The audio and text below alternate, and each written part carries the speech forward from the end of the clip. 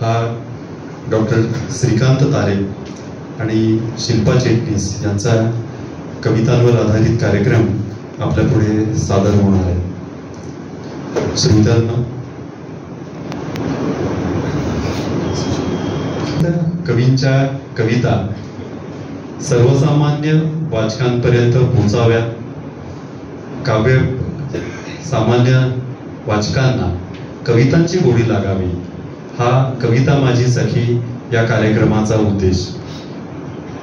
Doctor Shrikant तारे इंदूरचे आहेत. 2 वर्षांपूर्वी त्यांनी हा कार्यक्रम सुरू केला आणि आजचा हा त्यांचा 45वा कार्यक्रम आहे.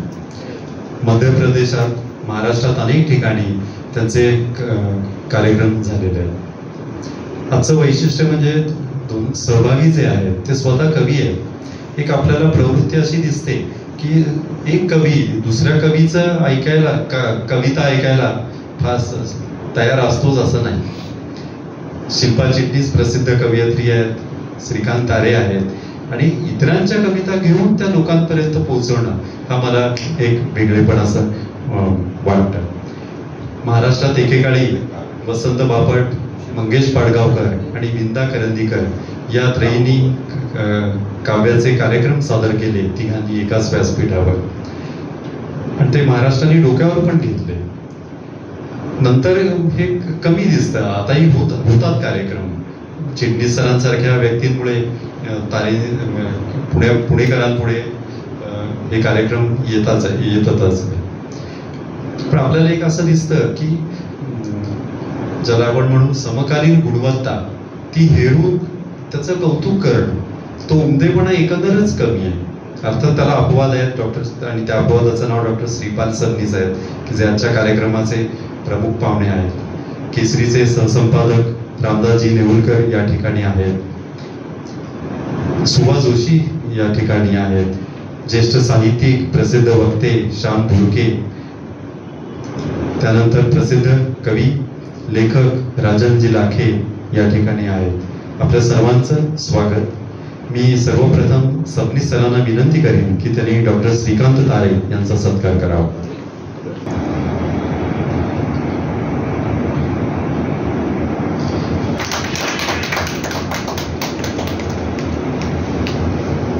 सौ शिल्पा चिटणीस आज कविता माझी सखी याचा 45वा प्रयोग.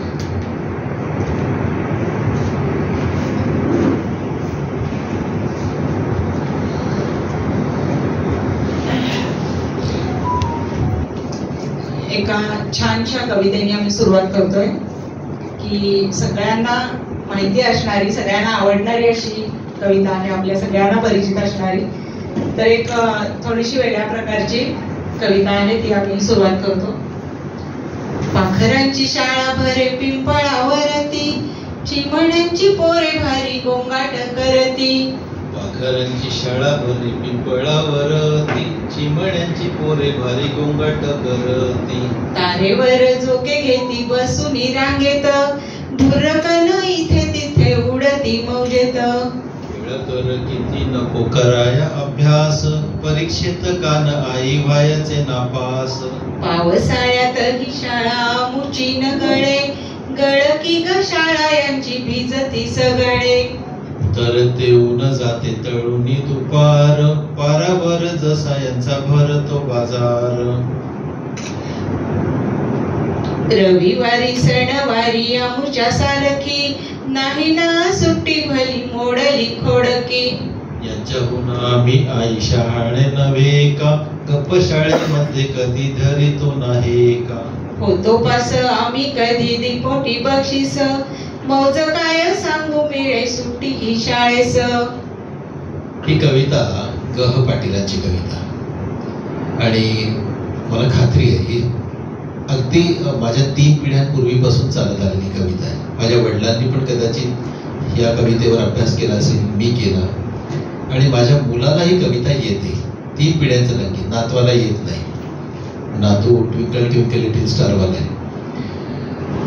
हा कार्यक्रम जेव्हा आम्ही सादर करतो तेव्हा आता तर ठीक आहे, आम्ही तुम्ही सगळे पुण्याचे लोक आहात, आम्हाला थोडंसं दडपण असतं पुण्याचा कार्यक्रम सादर करायचं.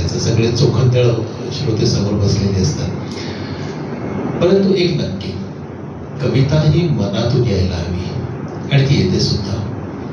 जेव्हा आम्ही कविता सादर करतोही तेव्हा बहुतांश मी श्रोते असे पाहिलेत ज्यांचे ओठ ही कविता पुटपुटत असतात.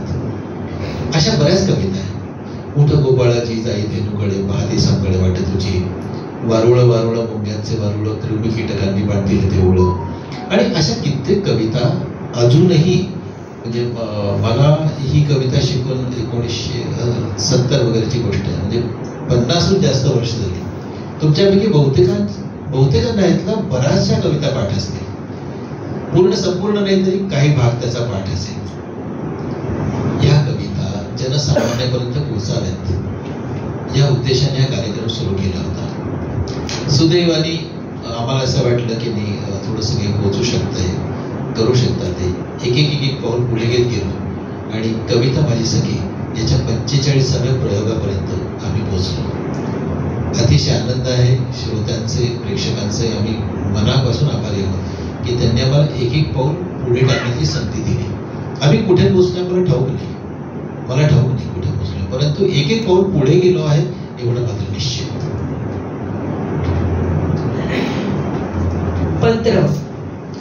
पत्र आता आपल्याला माहिती आहे की हळूहळू लांब गेलेला विषय आहे. मुलांना तर खरोखर पत्र म्हणजे काय कळत नाही.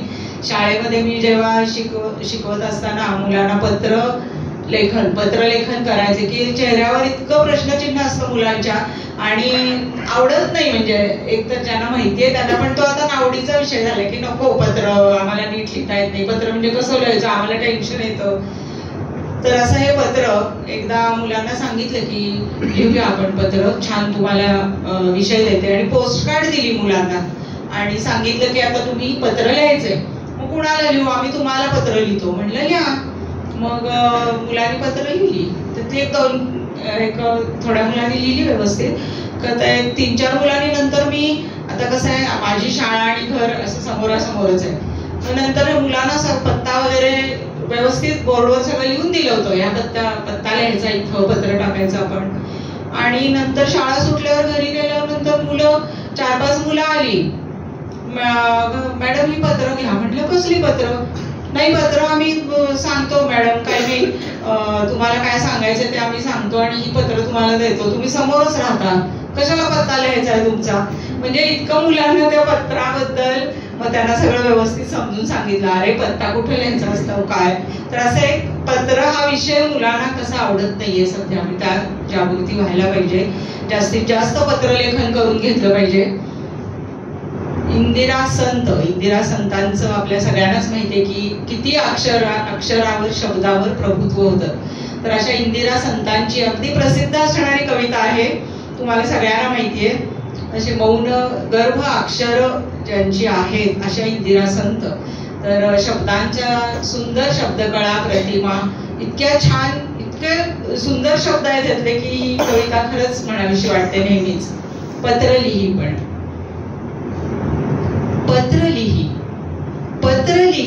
पण नको पाठवू, शाई मधुनी काजळ गहिरे. पत्र लिही पण नको पाठवू, शाई मधुनी काजळ गहिरे.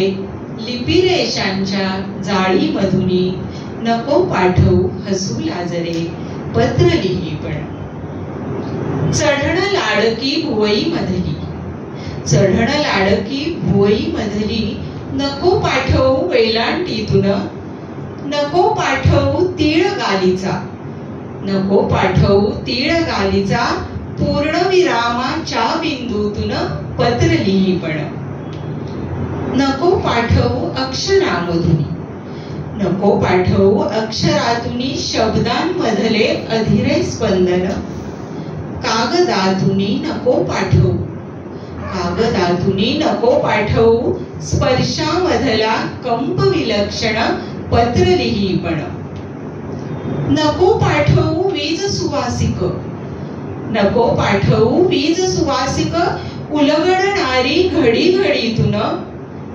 नको पाठवू असे कितीदा सांगितले मी, तू हट्टीपण. पत्र लिही पण पाठ विसीते सगळे सगळे, पाठ विसीते सगळे सगळे, पहिल्या ओळीमध्येच मिळते. पाठ विसीते सगळे सगळे, पहिल्या ओळीमध्येच मिळते. पत्र पुढचे त्यानंतर पण, पत्र पुढचे त्यानंतर पण, वाचा याचे राहून जाते पत्र लिही पण. जसं तुम्हाला माहिती, कवितानं तो साहित्य कुठल्याही प्रकाराचा असतो. त्यांनी कधीतरी कविता केली आहे. अगदी पुलं आपण म्हणतो विनोदी लेखक वगैरे वगैरे, पण पुलंनी सुद्धा सुरुवातीला कविता केल्यात. त्या छोट्या आहेत, फार छोट्या आहेत, अगदी 3-3, 4-4 ओळींच्या कविता आहेत. अगदी छोटीशी कविता त्यांची की जेव्हा मी केलेला केक शेजारच्या बकुळाबाईंनी केला म्हणून सांगितलं, जेव्हा मी केलेला केक शेजारच्या बकुळाबाईंनी केलेला म्हणून सांगितलं, तेव्हा तुम्ही तो बिटक्या मारीत खाल्ला, तेव्हाच मी तुमचं लक्षण ओळखलं. अगदी 4 ओळींची कविता, पण त्यांनी ती केली. मला मी असं वाचलंय की मुलांनी शेवटी पण काही कविता केल्या, मला नक्की ठाऊक नाही, कारण नेटवरती इतकं खरं खोटं येत राहतं. परंतु केल्या असतील तर ठाऊक नाही, मधल्या काळात नाही एवढं नक्की. परंतु हा, त्यांनी ही जी काही कविता केल्या असतील, त्यानंतर त्यांनी कविता नाही केल्या हरकत नाही असं वाटतं. त्यांची अगदी सुरुवातीची एक कविता, त्यांची कविता विनोदी आपण नको म्हणूया, त्या खट्याळ आहे तेवढं मात्र नक्की. एक होती ठमाबाई, एक होती ठमाबाई तिला सोशल वर्कची घाई, एक होती ठमाबाई तिला सोशल वर्कची घाई, रात्रंदिवस हिंडत राही पण वर्कच कुठे उरले नाही. रात्रंदिवस हिंडत राही पण वर्कच कुठे उरले नाही. वर्क थोडे बाया फार, वर्क थोडे बाया फार, प्रत्येकीच्या घरची कार. वर्क थोडे बाया फार, प्रत्येकीच्या घरची कार. नोकर, शोफर, बेरा, कुक, घरात आंबून चालले सुख. घराबाहेर दुःख फार, करीन म्हणते हलका भार. घराबाहेर दुःख फार, करीन म्हणते हलका भार. कार घेऊन निघते रोज, हर एक दुःखावरती डोस. पाजील म्हणते पिणार कोण डोस. पाजील म्हणते पिणार कोण, सगळ्या जणींना करते फोन. मला कराल का हो मेंबर, मला कराल का हो मेंबर. अय्या सॉरी, रॉंग नंबर. सगळ्या मेल्या मारतात बंडल, सगळ्या मेल्या मारतात बंडल, म्हणून स्वतःच काढते मंडळ, म्हणून स्वतःच काढते मंडळ. त्यांनी त्यावेळेच्या परिस्थितीवर केलेलं हे व्यंग होतं. अर्थात त्यानंतर मुलांच्या फारशा कविता माझ्या वाचनात नाही.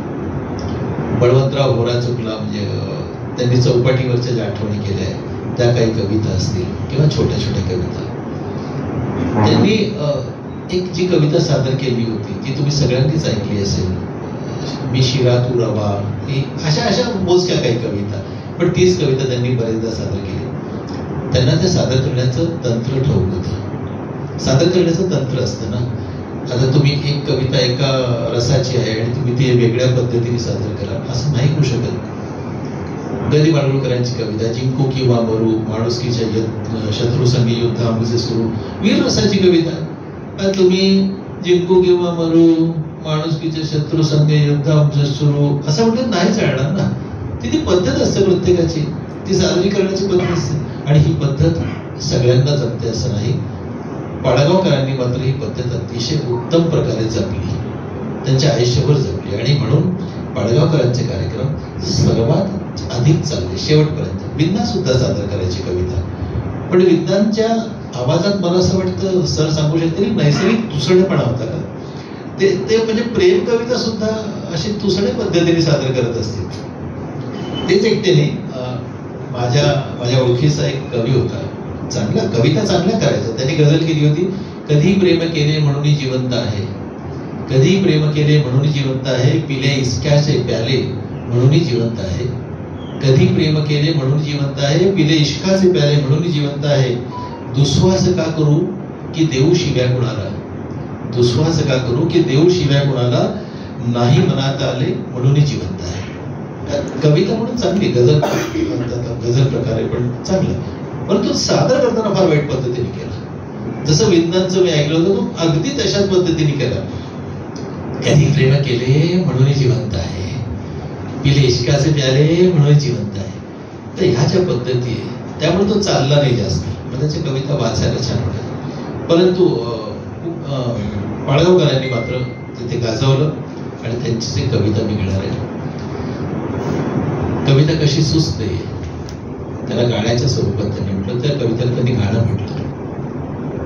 गाय जवळ घेते आणि वासरू लुचू लागतं. सगळ्यांनी कविता पाळगावकरांच्या तोंडून ऐकली असेल मला खात्री आहे.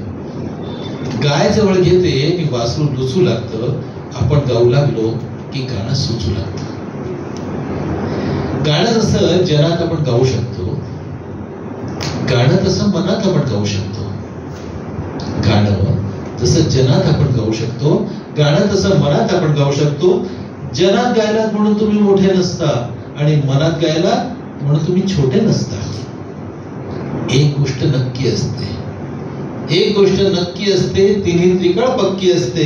आपलं गाणं आपल्याला पटलं पाहिजे आणि गाण्यावर प्रेम करत तुम्ही ते म्हटलं पाहिजे. असंच असलं पाहिजे, असं गाण्यावर बंधन नसतं. असंच असलं पाहिजे, असं गाण्यावर बंधन नसतं. असंच नसलं पाहिजे, असंही गाण्यावर बंधन नसतं. गाता गाता केव्हाही जाता येतं, गाता गाता केव्हाही जाता येतं. आपलं गाणं केव्हाही गाता येतं. एकटं एकटं चालताना गाणं म्हणता येतं, धुणी वळत घालताना गाणं म्हणता येतं.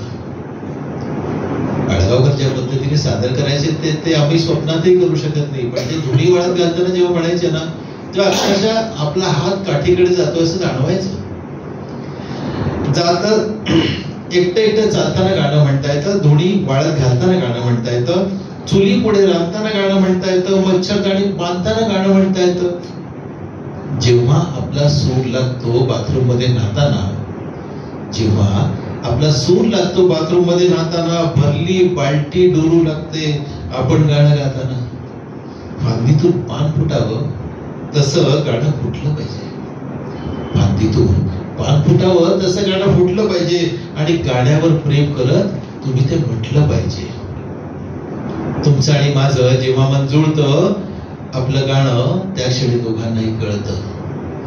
माझ्या पावसात मग तुम्ही न्हाऊ लागता, माझ्या पावसात मग तुम्ही न्हाऊ लागता. तुम्हीच माझ्या गळ्यातून गाऊ लागता. कधी गाणं मिठीचं, कधी आतुर दिठीचं, कधी गाणं मिठीचं, कधी आतुर दिठीचं, कधी गाणं एकाचं, कधी एकमेकाचं. गाणं हेच गाण्याचं मोल असतं. गाण्यापुढे बाकी सारं फोल असतं. फुटपट्टी घेऊन गाणं मापता येत नाही, फुटपट्टी घेऊन गाणं मापता येत नाही आणि द्वेष करून गाण्याला शापता येत नाही. झऱ्यासारखं आतून गाणं फुटलं पाहिजे, झऱ्यासारखं आतून गाणं फुटलं पाहिजे आणि गाण्यावर प्रेम करत तुम्ही ते म्हटलं पाहिजे. पण एक गोष्ट नक्की असते, तिन्ही त्रिकाळ पक्की असते. एक गोष्ट नक्की असते, तिन्ही त्रिकाळ पक्की असते. आपलं गाणं आपल्याला पटलं पाहिजे आणि गाण्यावर प्रेम करत तुम्ही ते गाणं म्हटलं पाहिजे. मगाशी सरांनी सांगितलं की ठमाबाईचं एक सांगितलं गाणं, तर त्याच्यावर मला आठवण झाली वसंत बापट यांच्या शेजारी एक छोटीशी मुलगी राहायची. ती त्यांची मैत्रीण झाली होती, छोटीशी होती. आणि ती म्हणायची, तुम्ही एवढ्या कविता लिहिता, एवढी गाणी लिहिता आणि तुम्ही तर माझे मित्र आहे, माझ्यासाठी काहीच करत नाही तुम्ही, माझ्यासाठी कुठं गाणं लिहिलंय तुम्ही कधी. तर तेव्हा वसंत बापटांच्या मनात आलं की आपणही एक छानसं गाणं लिहावं आणि त्यांनी एक लावणी लिहिली आणि ती लावणी इवलीची म्हणून ती लावणी प्रसिद्ध आहे. तर तिच्यासाठी खास लिहिली, पण इतके सुंदर शब्द आहेत त्या लावणीतले. त्यातले एक 4 ओळी मी मला आठवल्या म्हणून सांगते की काय विलक्षण खेळ आहे शब्दाचा त्याच्यामध्ये. कितीही वेळा आपण ऐकली म्हटली तरी आपल्याला त्यातली नजाकत जी आहे ती लक्षात येते. इटुक्क इवली भिंगार भावली, बुब्बुळ बिजली काळी भोर, चिटुक्क चिमणी चुटुक्क जेवणी, खळकन हासू फुटे बिलोर. परकर चोळी मधली पोर, परकर चोळी मधली पोर, झरकन झाली फुल्ल टपोर, नाचण नजरी सुळसुळ पदरी, छळछळ छळते छिंट छिटोर, इटुक्क इवली. गाणं मोठं आहे, मी आता घेत नाही, मला आठवण आली त्याच्यावरून म्हणून की किती छान लिहू शकतात. वसंत बापटांनी खूप सुंदर लावणी लिहिली आहे ती.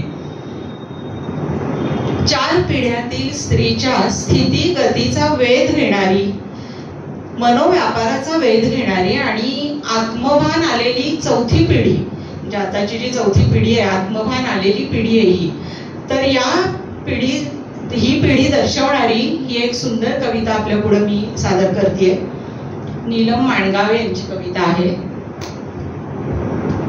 दागिने हे केवळ आभूषण नसून आपल्या संस्कृतीचं प्रतीक आहे हे सांगणारी ही कविता आहे.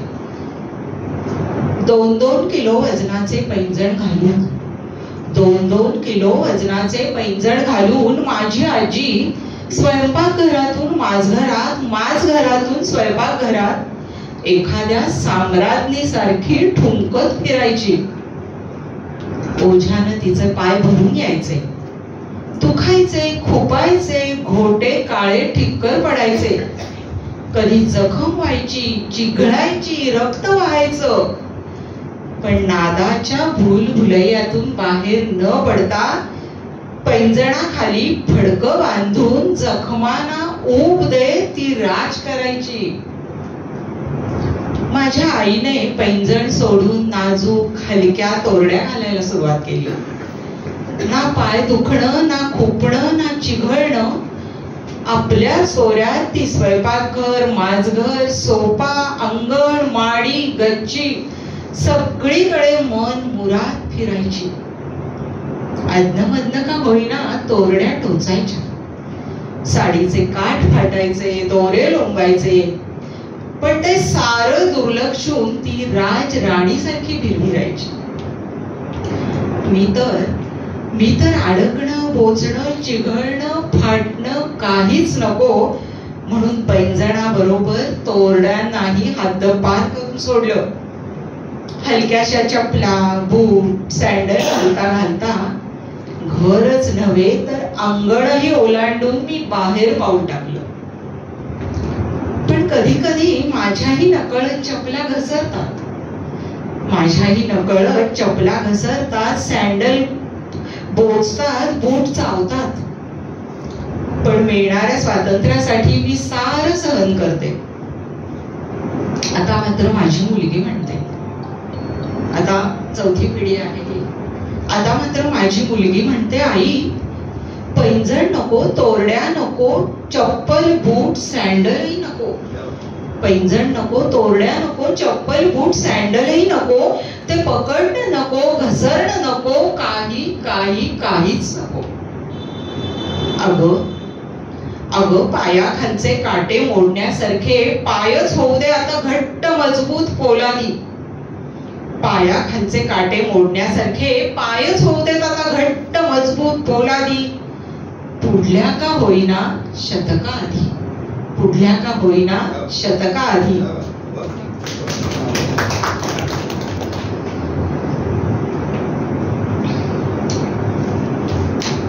यासारखीच एक संजीवनी बोकी या कवयित्रीची कविता आहे.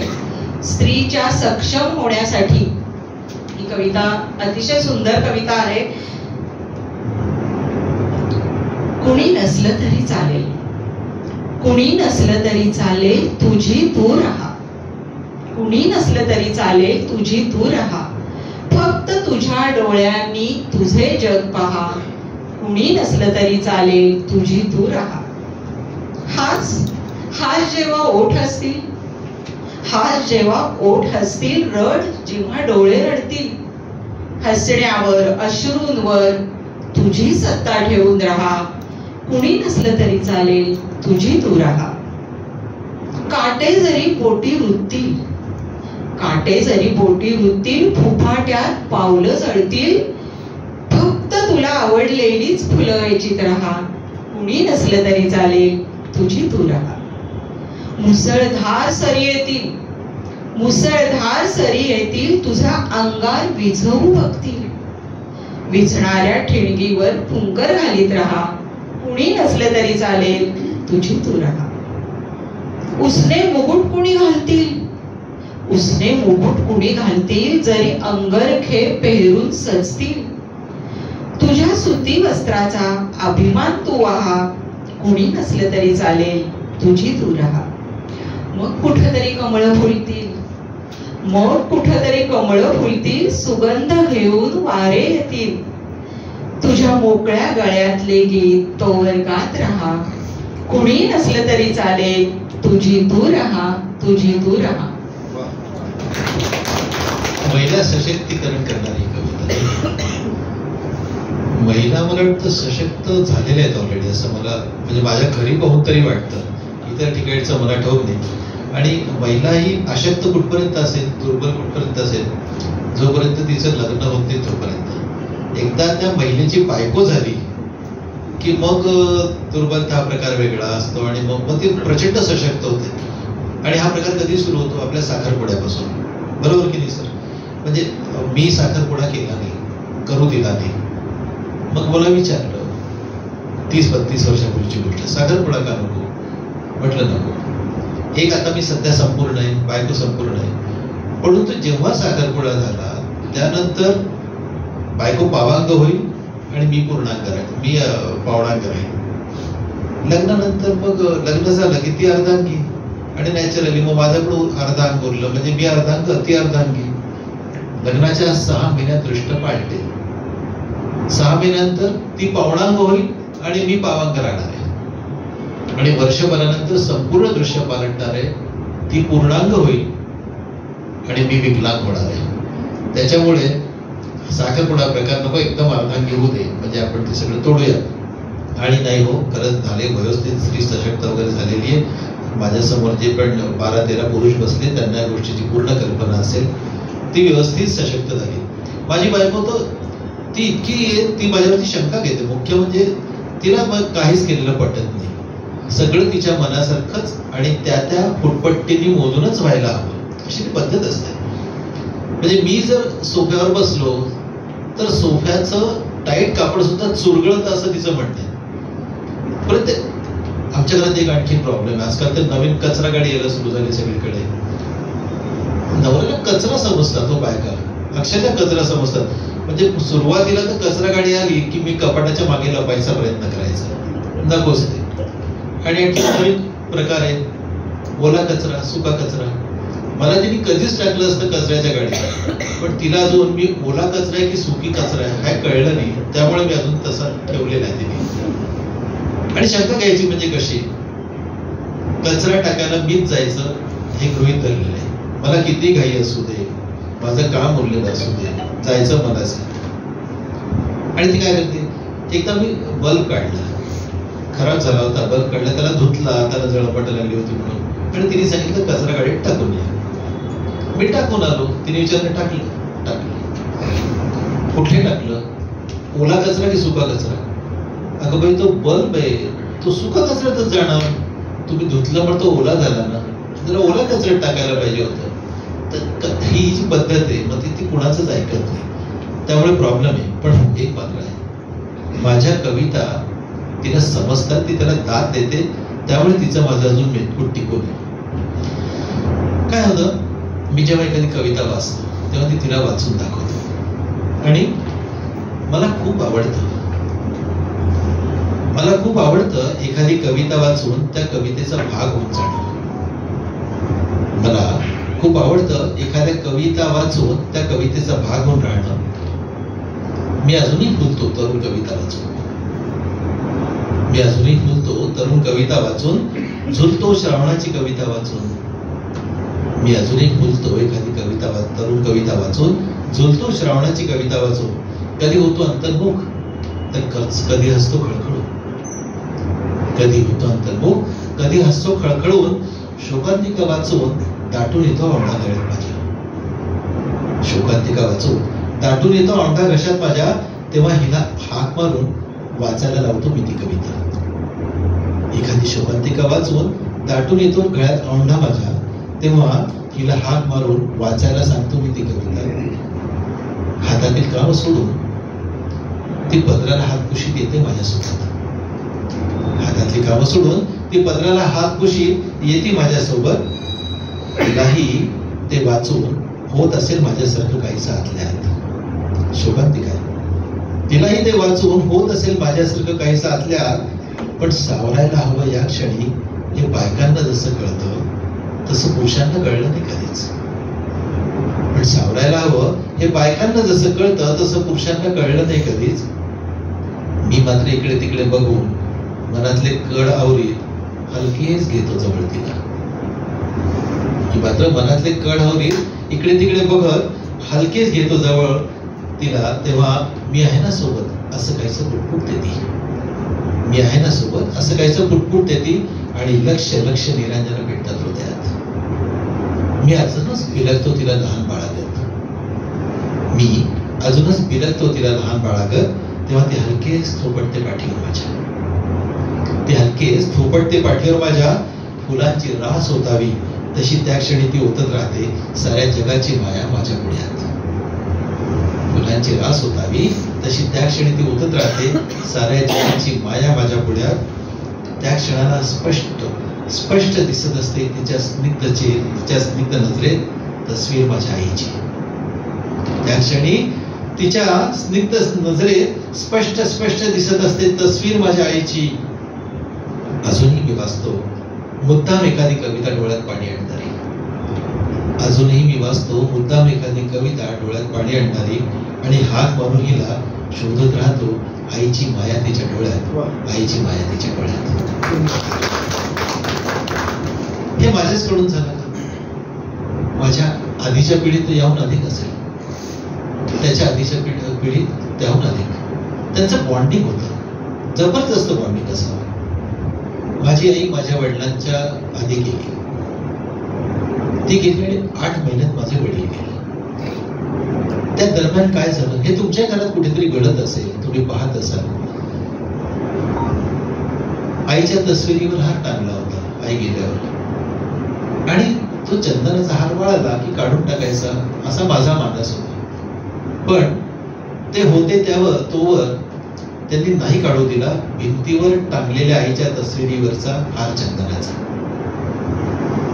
ते होते तोवर त्यांनी नाही काढू दिला भिंतीवर टांगलेल्या आईच्या तस्वीरीवरचा हार चंदनाचा. त्यांनी तशीच राहू दिली लाल टिकली आरशावरची. बायकांना सवय असते पहा, टिकली काढून पटकन आरशावर लावतात. त्यांनी तशीच राहू दिली लाल टिकली आरशावरची. एक टिकली काढून दुसरी लावल्याचा भास व्हायचा मला अधूनमधून. एक टिकली काढून दुसरी लावल्याचा भास व्हायचा मला अधूनमधून.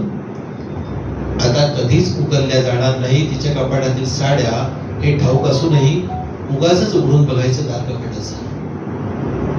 उगाचच उघडून बघायचं दार कपाटाचं आणि इकडे तिकडे बघून हळूच हात फिरवायचे त्यांच्यावर. इकडे तिकडे बघून हळूच हात फिरवायचे त्यांच्यावर. त्या साड्यांना स्पर्श करताना आईचा स्पर्श जाणवत असेल का त्यांना? त्या साड्यांना स्पर्श करताना आईचा स्पर्श जाणवत असेल का त्यांना? रात्री उशिरापर्यंत वाचत बसायचे आईला आवडणारी काही पुस्तकं. खरंच रात्री उशिरापर्यंत वाचत बसायचे आईला आवडणारी काही पुस्तकं आणि कुशीत पण झोपायचे त्यातील एखाद्या पुस्तकाला. मधूनच उठून नकळत वाचू लागायचे त्यातील काही उतारे मोठ्यानं. मध्यरात्री मधूनच उठून वाचू लागायचे त्यातील काही उतारे मोठ्यानं. हे उतारे आईला ऐकू जात आहेत असं वाटत असेल का त्या क्षणी त्यांना? कोण म्हणतं जाणारा सोबत काही नेत नाही म्हणून? असं म्हणतात जाणारा सोबत काही नेत नाही, पण कोण म्हणतं जाणारा सोबत काही नेत नाही म्हणून? ते या घरात वावरायचे तोवर कधीच परत न येऊ शकणारी आईही वावरायची त्यांच्यासोबत. ते घरात वावरायचे तोवर कधीच परत न येऊ शकणारी आईही वावरायची त्यांच्यासोबत. ते गेले तेव्हा घेऊन गेले सोबत त्यांच्या भोवती असणारं अस्तित्व व्हायचं. ते सोबत घेऊन गेले त्यांच्यासोबत असणारं अस्तित्व व्हायचं. घरातील स्वारस्य आणि उबदार सावली दोघांची आमच्या डोक्यावर असलेली. ते गेले तेव्हा घेऊन गेले सोबत त्यांच्या भोवताली असणारं अस्तित्व व्हायचं. घरातील स्वारस्य आणि उबदार सावली दोघांची आमच्या डोक्यावर असलेली. आईच्या निष्प्राण देहाकडे बघत तू हो पुढे मी येतो मागे. आईच्या निष्प्राण देहाकडे बघत तू हो पुढे मी येतो मागे असं त्यांनी म्हटलेलं मात्र विसरता येत नाहीये मला. ते जाऊन एक काळ लुटला तरी, ते जाऊन एक काळ लुटला तरी.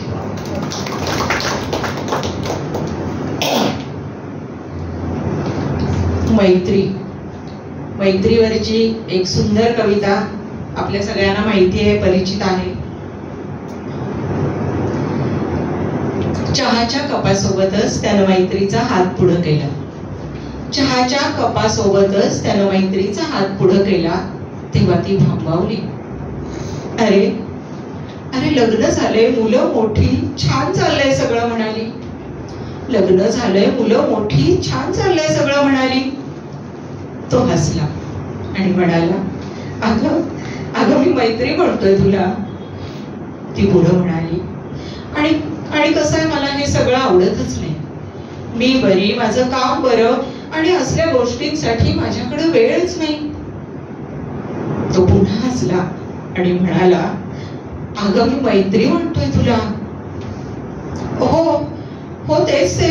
इथं सगळ्यांचीच नजर असते, सगळ्यांनाच उचापती पडल्यात, प्रमोशन तोंडावर आहे, साध्या साध्या गोष्टींचं काहूर माजवतात. तो पोट धरून हसला आणि म्हणाला, अगं अगं म्हणूनच मी मैत्री म्हणतोय तुला. इतकं बोलताना धाप लागलेली तिला. चहा तर थंडगारच निघून गेलेला. मग अचानक तिच्या डोळ्यात उष्ण उष्ण पाणी. अचानक तिच्या डोळ्यात उष्ण उष्ण पाणी.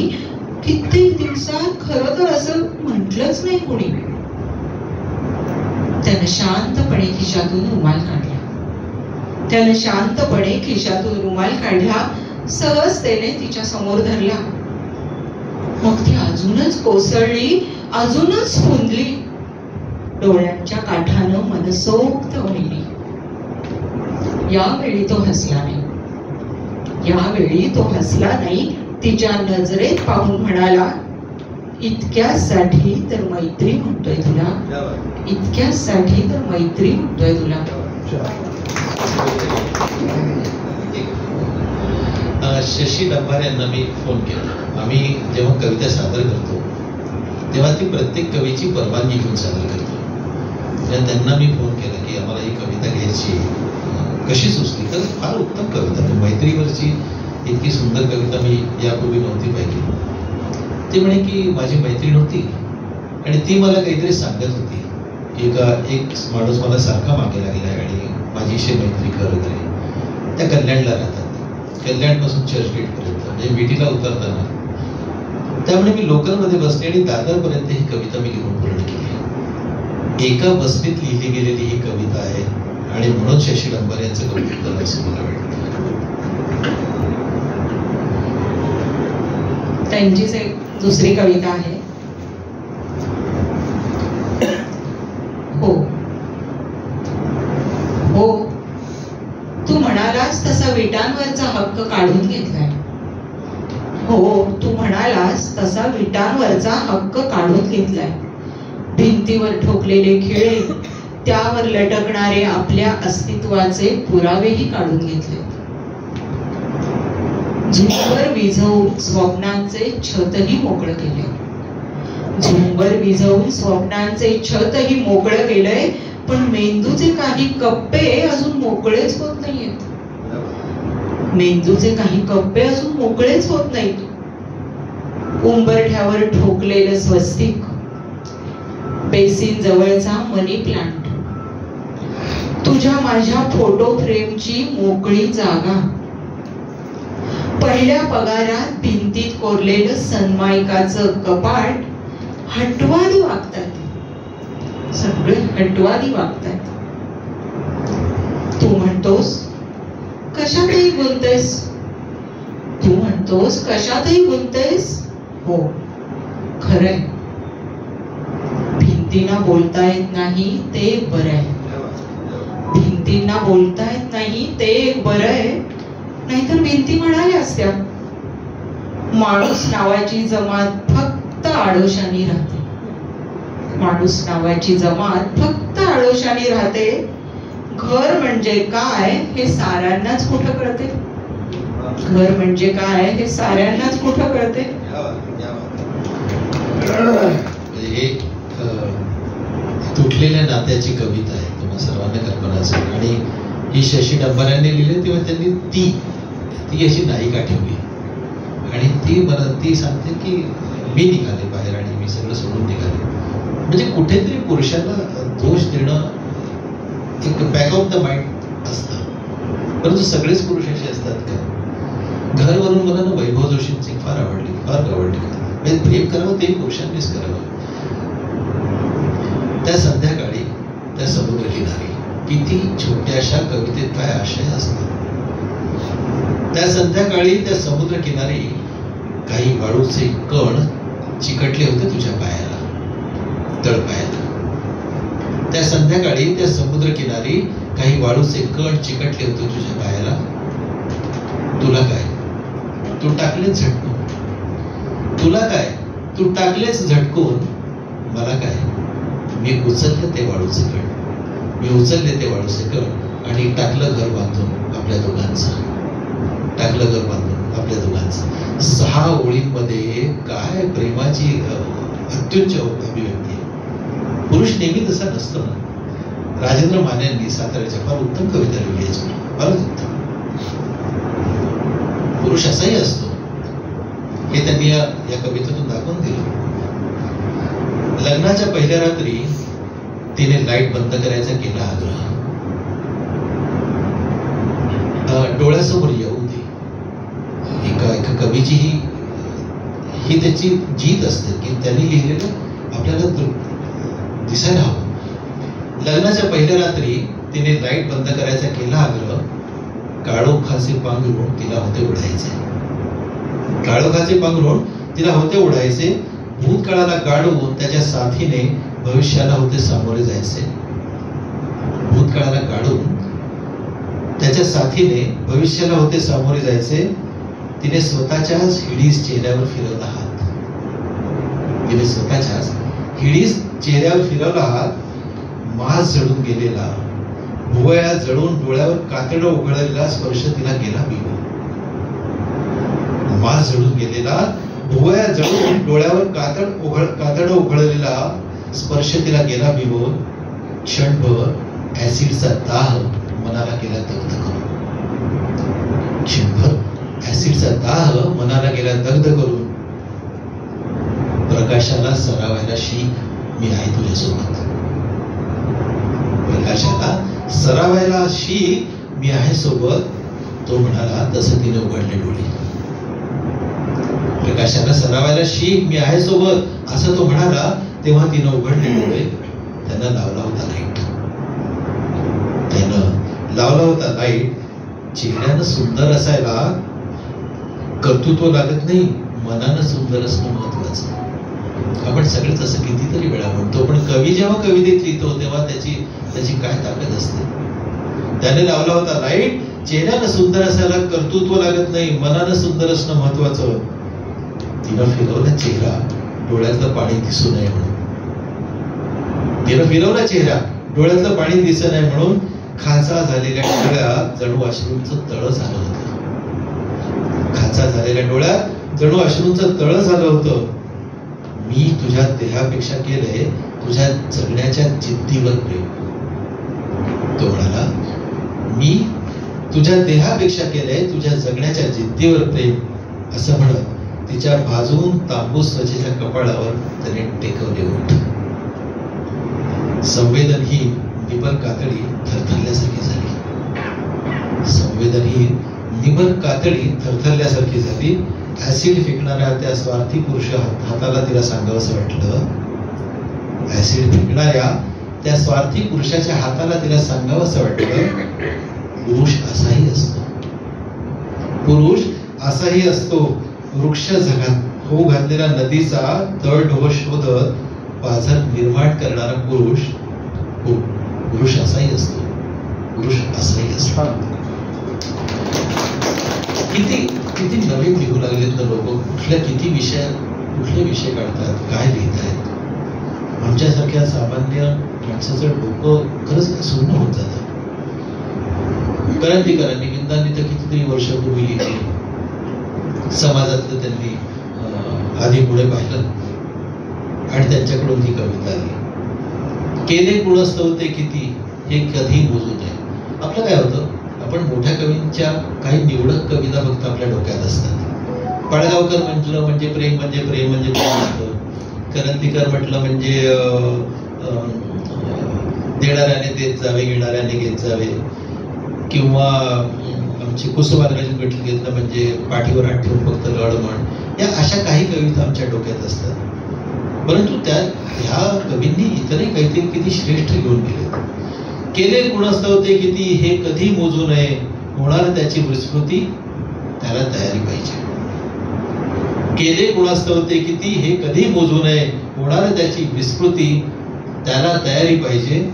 डोक्यावरी जे घेऊन आज येथे नाचते, आमच्या व्यवस्थित हे डोक्यात असायला पाहिजे. डोक्यावरी जे घेऊन आज येथे नाचती, घेतील ते पायातळी त्याची तयारी पाहिजे. सत्यास साक्षी ठेवून वागेल तो बोलेल जो, सत्यास साक्षी ठेवून वागेल जो बोलेल जो, तो पोच तो मित्रासही त्याची तयारी पाहिजे. पाण्यामध्ये पडला असना पाणी कसेही ते असो, पाण्यामध्ये पडला असना पाणी कसेही ते असो, आता टळे ना पोहणे त्याची तयारी पाहिजे. आणि शेवटी सुखात सारे सोबती दुःखात ना कोणती, सुखात सारे सोबती दुःखात ना कोणती, समोर जाण्या एकटा त्याची तयारी पाहिजे. समोर जाण्या एकटा त्याची तयारी पाहिजे.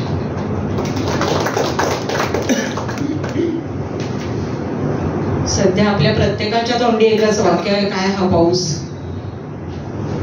पण अगदी आगोबाई ढगोबाई असं म्हणायची वेळ आलेली होती, पण आता थोडीशी उघडीप आहे.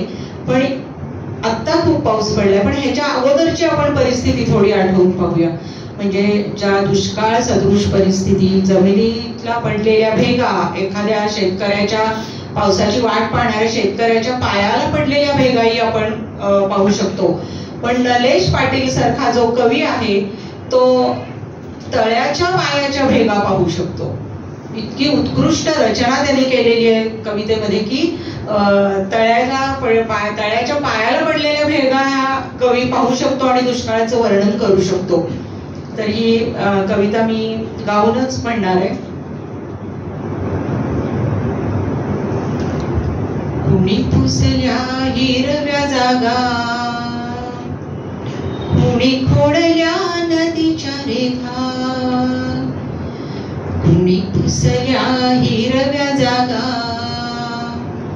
कुणी खोडल्या नदीच्या रेखा, तळ्याच्या पायाला किती भेगा, पायाची आग भिडली नभा, भिडली नभा, पायाची आग भिडली नभा, भिडली नभा. आता तरी निळ्या पाण्याचा लेप, आता तरी निळ्या पाण्याचा लेप, मातीच्या अंगाला दे रे दे ढगा, दे रे दे ढगा. तळ्याच्या पायाला किती या भेगा, किती या भेगा. वैराग्य झाडाची हैराण मन, मेलेल्या मातीची पोरकी वन, सुकल्या फांद्या गंजली पान, सावली विना थरान. पाऊस नाही निदान एक, पाऊस नाही निदान एक, टिपूस डोळ्याला दे रे दे ढगा, दे रे दे ढगा. तळ्याच्या पायाला किती या भेगा, किती या भेगा. सूर्य पाचोळला पिकल्या पाणी, पिवळ्या उन्हाची कावीळ राणी. कावीळीला ह्या एक उतारा, तुझ्या पाशीच्या मुसळधारा. मुला माहिरवा उडून गेला, मुला माहिरवा उडून गेला. पुन्हा मातीला दे रे दे ढगा, दे रे दे ढगा. तळ्याच्या पायाला किती या भेगा, किती या भेगा. तळ्याच्या पायाला किती या भेगा, किती या भेगा.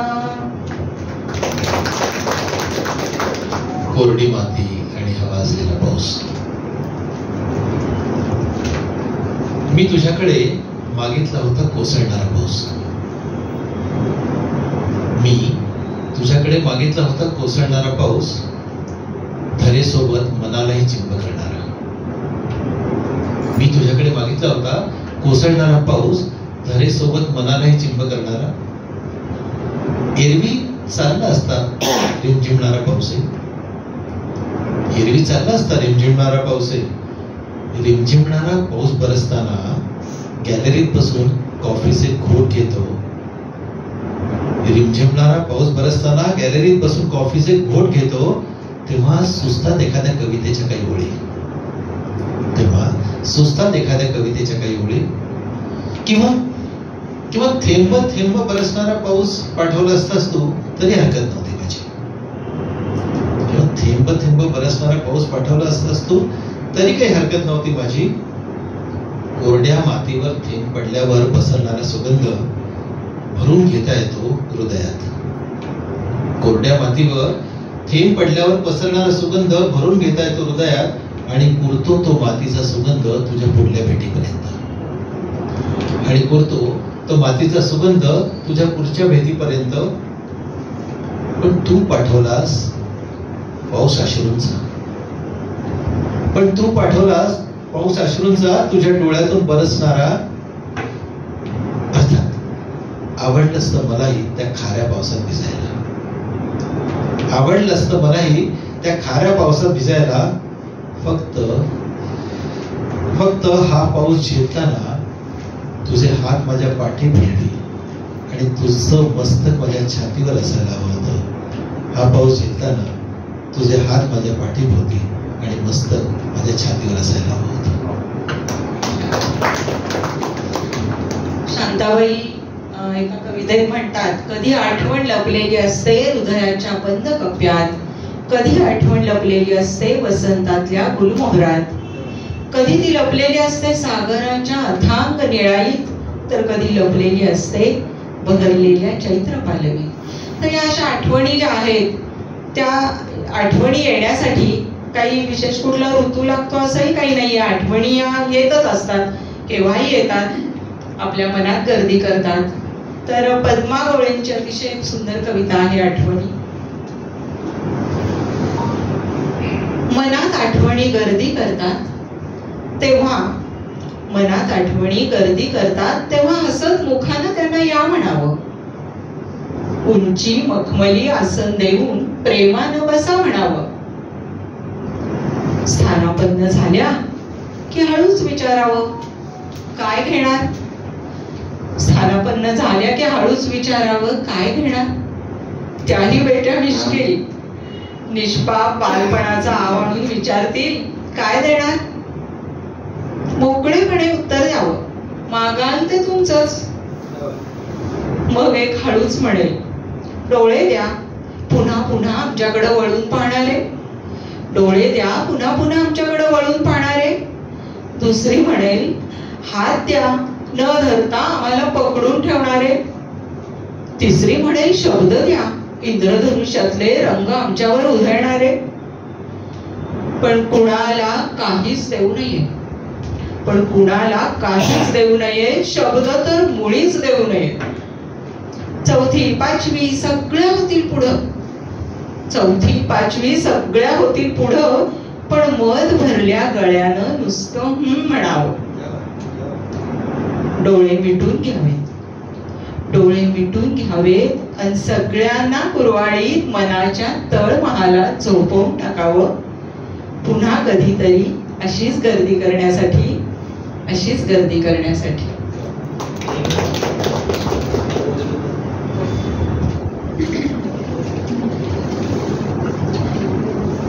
पावसावर आपण काही कविता आता घेत आहोत. तर एक अनुभव आलेला शाळेत शिकवत असताना मला एक अनुभव आलेला मी मांडला ह्याच्यामध्ये की आमच्या शाळेत सगळी गरीब कामगार वगैरे अशा वर्गातले आलेली मुलं. तर त्यांची आई वडील पहाटे उठून कामाला जाणार, रात्री आई वडिलांची गाठ पडेल न पडेल या मुलांना घरचं पालकांचं सुख तितकंसं मिळत नाही. तर पावसा ज्याचा त्याचा पाऊस वेगळा असतो. तर ह्या मुलीचा देखील पाऊस कुठल्या दृष्टिकोनातून तू पावसाकडे ती पाहत होती. तर हा एक मला अनुभव आलेला होता, तो मी मांडलेला आहे. सक्तीचा पाऊस. बाहेर चालू होतं अखंड धारानृत्य. बाहेर चालू होतं अखंड धारानृत्य. ढगांची आलापियन सरींची रागदारी. आत मनही तसंच ओलेत धुंद. वाभाळणारा चहा, एखादं आवडतं संगीत मंद मंद. हातात वही होती निबंधाची. हातात वही होती निबंधाची. मला आवडणारा पाऊस. वाचत होते पानोपानी टपटपणारा पाऊस. आणि सराईतपणे उडवत होते लाल शाईचे पक्षी जागोजागी. तिच्या निबंधानं मात्र निशब्द झाले मी. तिच्या निबंधानं मात्र निशब्द झाले मी. तिला पावसाळा खूप आवडतो. तिला पावसाळा खूप आवडतो. ती म्हणते, मॅडम परवा खूप पाऊस होता. गुडघाभर पाणी होतं. गल्ली होती चिडीचूप नि पुराचंही भय होतं. तो आज घरीच होता. तो आज घरीच होता. माझ्यासाठी सणच होता. किती दिवसांनी डोळे भरून बाप मी पाहिला होता. गळा मिठी घालून किती वेळ बसले होते. गळा मिठी घालून किती वेळ बसले होते. जाड राठ हात त्याचे गालावर फिरले होते. माझा खेळ, माझी वही, माझी छानशी चित्र त्यानं पाहिलं पहिल्यांदाच सारं. माझा खेळ, माझी वही, माझी छानशी चित्र त्यानं पाहिलं पहिल्यांदाच सारं. गोष्ट सांगितली छानशी, नाकही पुसलं वाहणार. डोळ्यात लख चांदणं, आनंदाचा पूर मनात. मन तिचं उडू उडू बापाच्या सहवासात. माझ्या डोळ्यासमोर उभा तिच्या हताश बापाचा चेहरा. माझ्या डोळ्यासमोर उभा तिच्या हताश बापाचा चेहरा. पावसामुळं काम बंद, खोपटातली गरिबी, डोळ्यात भरलेलं आभाळ, दारिद्र्य नशिबी. पुण्यातल्या चहाचं गढूळ पाणी झालं. पुण्यातल्या चहाचं गढूळ पाणी झालं आणि मनात झाली ढगफुटी. वाटलं कोसळणाऱ्या त्यानं हलकेच निघून जावं. कोसळणाऱ्या त्यानं हलकेच निघून जावं. त्याच्या डोळ्यातलं आभाळ निरभ्र व्हावं. आणि बापाच्या मायेचा निथळणारा पाऊस तिच्यावर मात्र कोसळतच राहावा, अविरतपणे अविरत. थँक्यू. शेवटल्या 2 कविता घेऊया. दारिद्र्य ना फार फार वाईट असतं. फार वाईट. माणसाने इतकी पापं करू नये की पुढल्या जन्मी त्याला दारिद्र्य व्हावं. हे आपण म्हणतो ना, 2 रुपये किलो तांदूळ, 5 रुपये किलो गहू. नाही, हे पोल आहे सगळं. माणसाला दारिद्र्य असतं. फार वाईट अवस्था असते. खूप करायचं असतं, करता येत नाही. आणि लहान मुलांची अवस्था तर फारच वाईट. खरंच आपण जेव्हा आम्ही लिहितो ना आमच्या कवितेत, माझं दुःख, मी दुःख सांगू कुणाला वगैरे, तेव्हा असे जेव्हा मी पाहतो काही केसेस, तेव्हा आपण किती खोटे आहोत हे जाणवतं. दुनिया में कितना गम है, मेरा गम कितना कम है. लोगों का गम देखा तो मैं अपना गम भूल गया. माझ्या घरासमोर एक खोपटं, सगळ्यांच्याच घरासमोर जेव्हा नवीन घर बांधलं जातं, ते एक पत्र्याचं घर बांधलं जातं. मग त्याच्यात ते चौकीदार राहायला येतात. त्यांची एखादी 7-8 वर्षाची मुलगी, तिच्या कडेवर तिचं दुसरं बाळ, तिच्या आईचं, त्या आईच्या मांडीवर 3रं बाळ. हे सगळं मी पाहिलं असेल. घरोघरी असंच होतं. त्या 8 वर्षाच्या मुलीला, तिला काही वाटत नसेल का, मला हे हवं, मला ते हवं, हट्ट नसतील दिसेल. तिने हट्ट केला नवीन कपड्यांचा. तिने हट्ट केला नवीन कपड्यांचा. तेव्हा बाप म्हणाला तिला, बाळ घालू नको नवीन कपडे, लहानांनी पांघरावी जुनी वस्त्र. बाळा घालू नको नवीन कपडे, लहानांनी पांघरावी जुनी वस्त्र.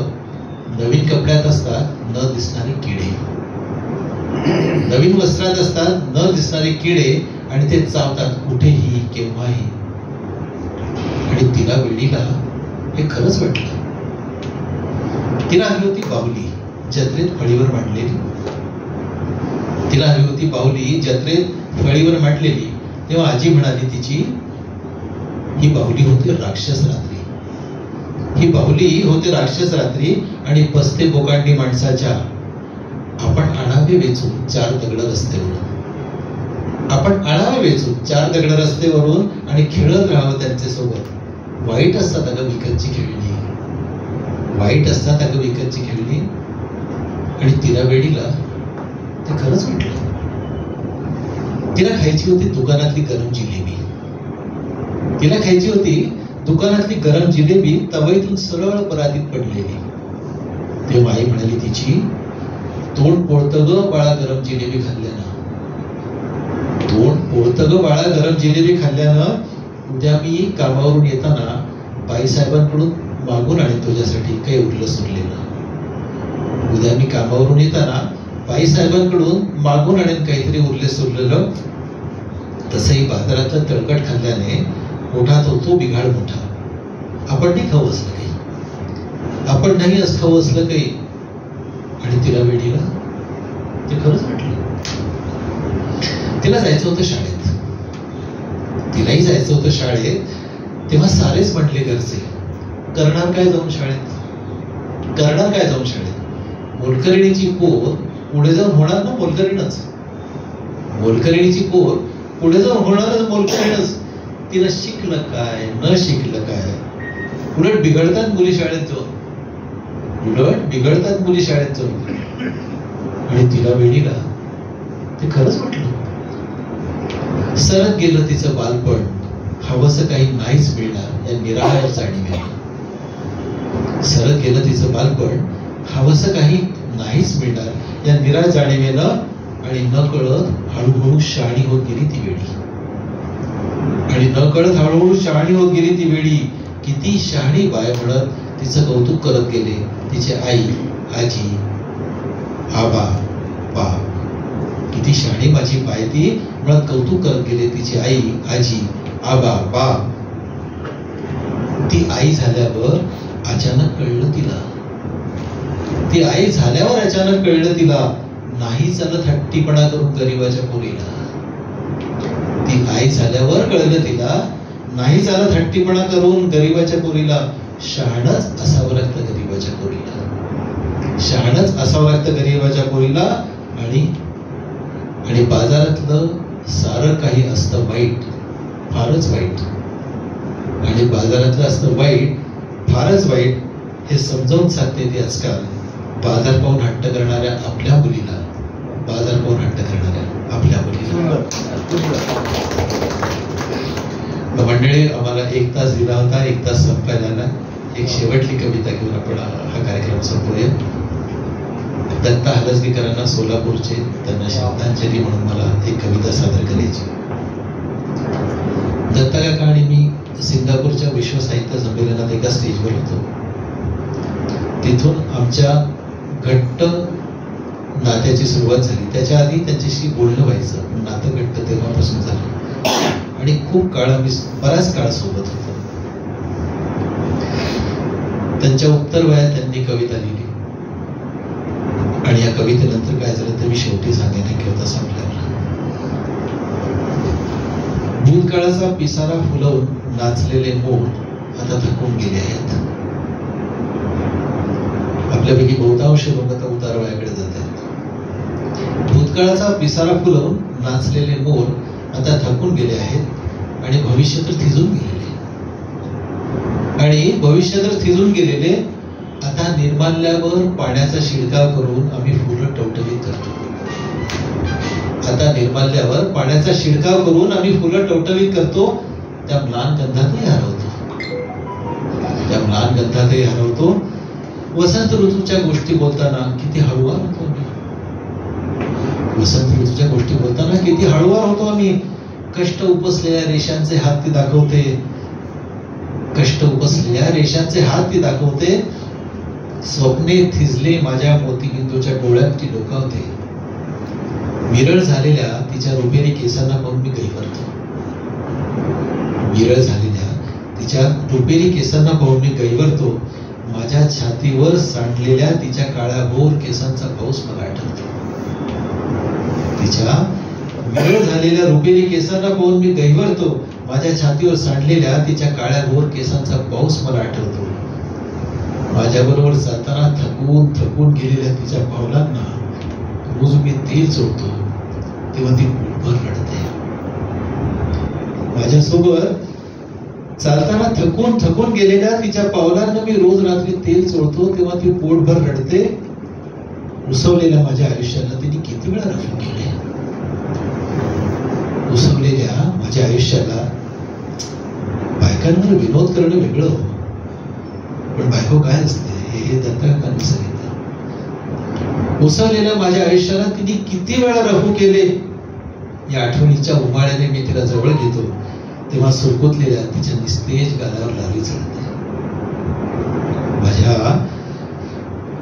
उसवलेल्या आयुष्याला तिने किती वेळा रफू केले. या आठवणीच्या उमाळ्याने मी तिला जवळ घेतो तेव्हा सुरकुतलेल्या तिच्या निस्तेज गालावर लाली चढते. ऊन आणि पाऊस सकाळ आणि संध्याकाळ आता वस्तीला आले आहेत. ऊन आणि पाऊस सकाळ आणि संध्याकाळ आता वस्तीला आले आहेत. घर आवरून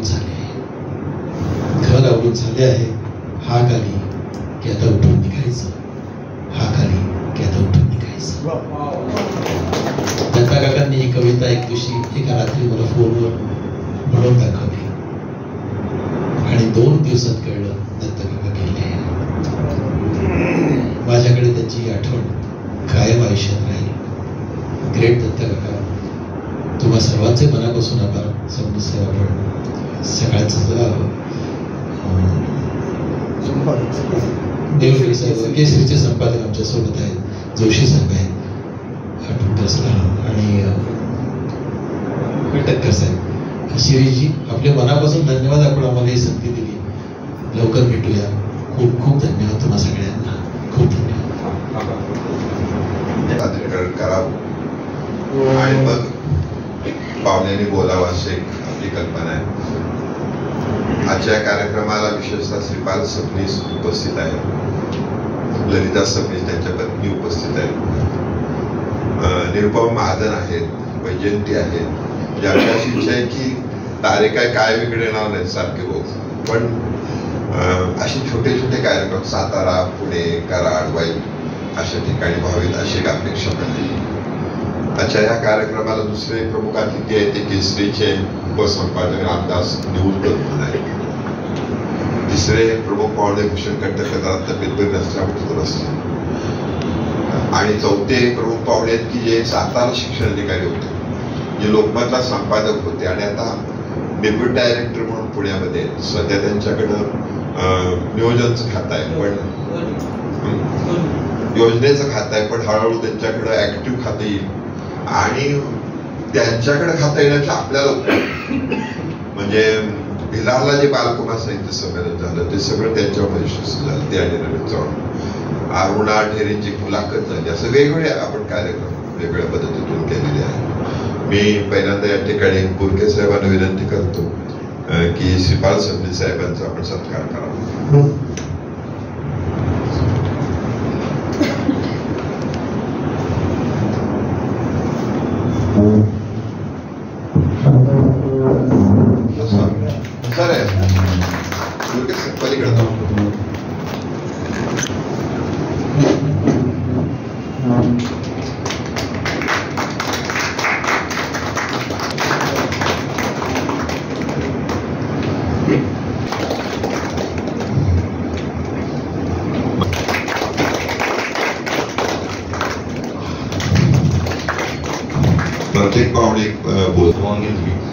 आणि दुसरी अशोभनीय विनंती मला करावी लागणार आहे की आज पहिल्यांदाच असं होतं की तब्येतीमुळे मला माझं बोलणं झाल्यानंतर एक्सक्यूज करायची विनंती मी करतो.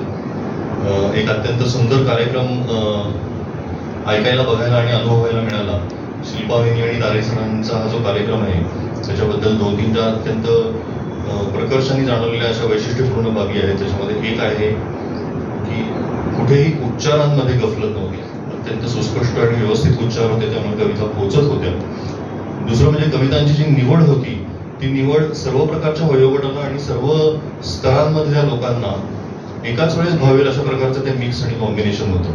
लहान मुलांसाठीही होतं, उतारवयाचा तुम्ही उल्लेख केला त्याप्रमाणे होतं. आणि तिसरी गोष्ट म्हणजे कवितेपासून खूप दूर चाललेला हा जो आपला समाज आहे, विशेषतः आता आमच्याही पुढची पिढी जी असेल, जी आता शाळेत किंवा कॉलेजमध्ये आहे, त्यांना कवितेची गोडी लागण्यासाठी केलेले जे काही प्रयत्न आता वेगवेगळ्या संस्थांकडनं होत आहेत, त्यापैकी हा एक अत्यंत स्तुत्य प्रयत्न असं म्हणावं लागेल की थेट कविताच पहिल्यांदा ऐकून लोकांना गुंतवून ठेवायचं आणि मग त्याच्यामधनं त्यांची मनस्थिती थोडीशी पालटवली की त्यांना कवितेबद्दल प्रेम वाटायला लागतं. तर मी तुमचं दोघांचंही मनपूर्वक अभिनंदन करतो. आणि हा एक वेगळा प्रयोग तुम्ही इथे सादर केलात, म्हणजे अरेंज केलात, आयोजन केलं, त्याच्याबद्दल तुमचंही अभिनंदन करतो. व्यासपीठावरील सर्व मान्यवरांना अभिवादन करतो. 2-3 गोष्टी मला आणखीन फक्त फास्ट सांगायच्या आहेत. एक म्हणजे आपल्या कार्यक्रमाचं मनोरंजन मूल्य जास्तीत जास्त कसं वाढेल याच्याकडे सगळ्यांनीच, म्हणजे तुम्ही आम्ही सगळ्यांनीच बघितलं पाहिजे. म्हणजे हसण्याचं प्रमाण, टाळ्यांचं प्रमाण जास्त कसं वाढेल याच्याकडे बघितलं पाहिजे. आणि काही वेळा असं होतं की आता खूप इंग्रजाळलेली पिढी आलेली आहे कॉन्व्हेंटमध्ये वगैरे जाणार.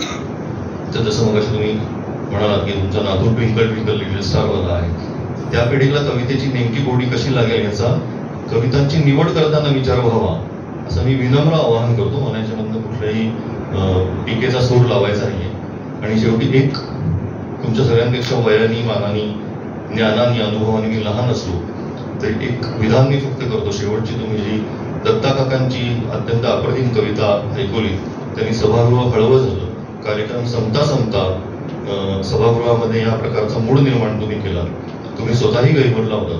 आणि ती कविता ऐकवताना तुम्ही एक वाक्य म्हणलं की बायकांवर विनोद करणं खूप सोपं असतं, पण बायको काय असते.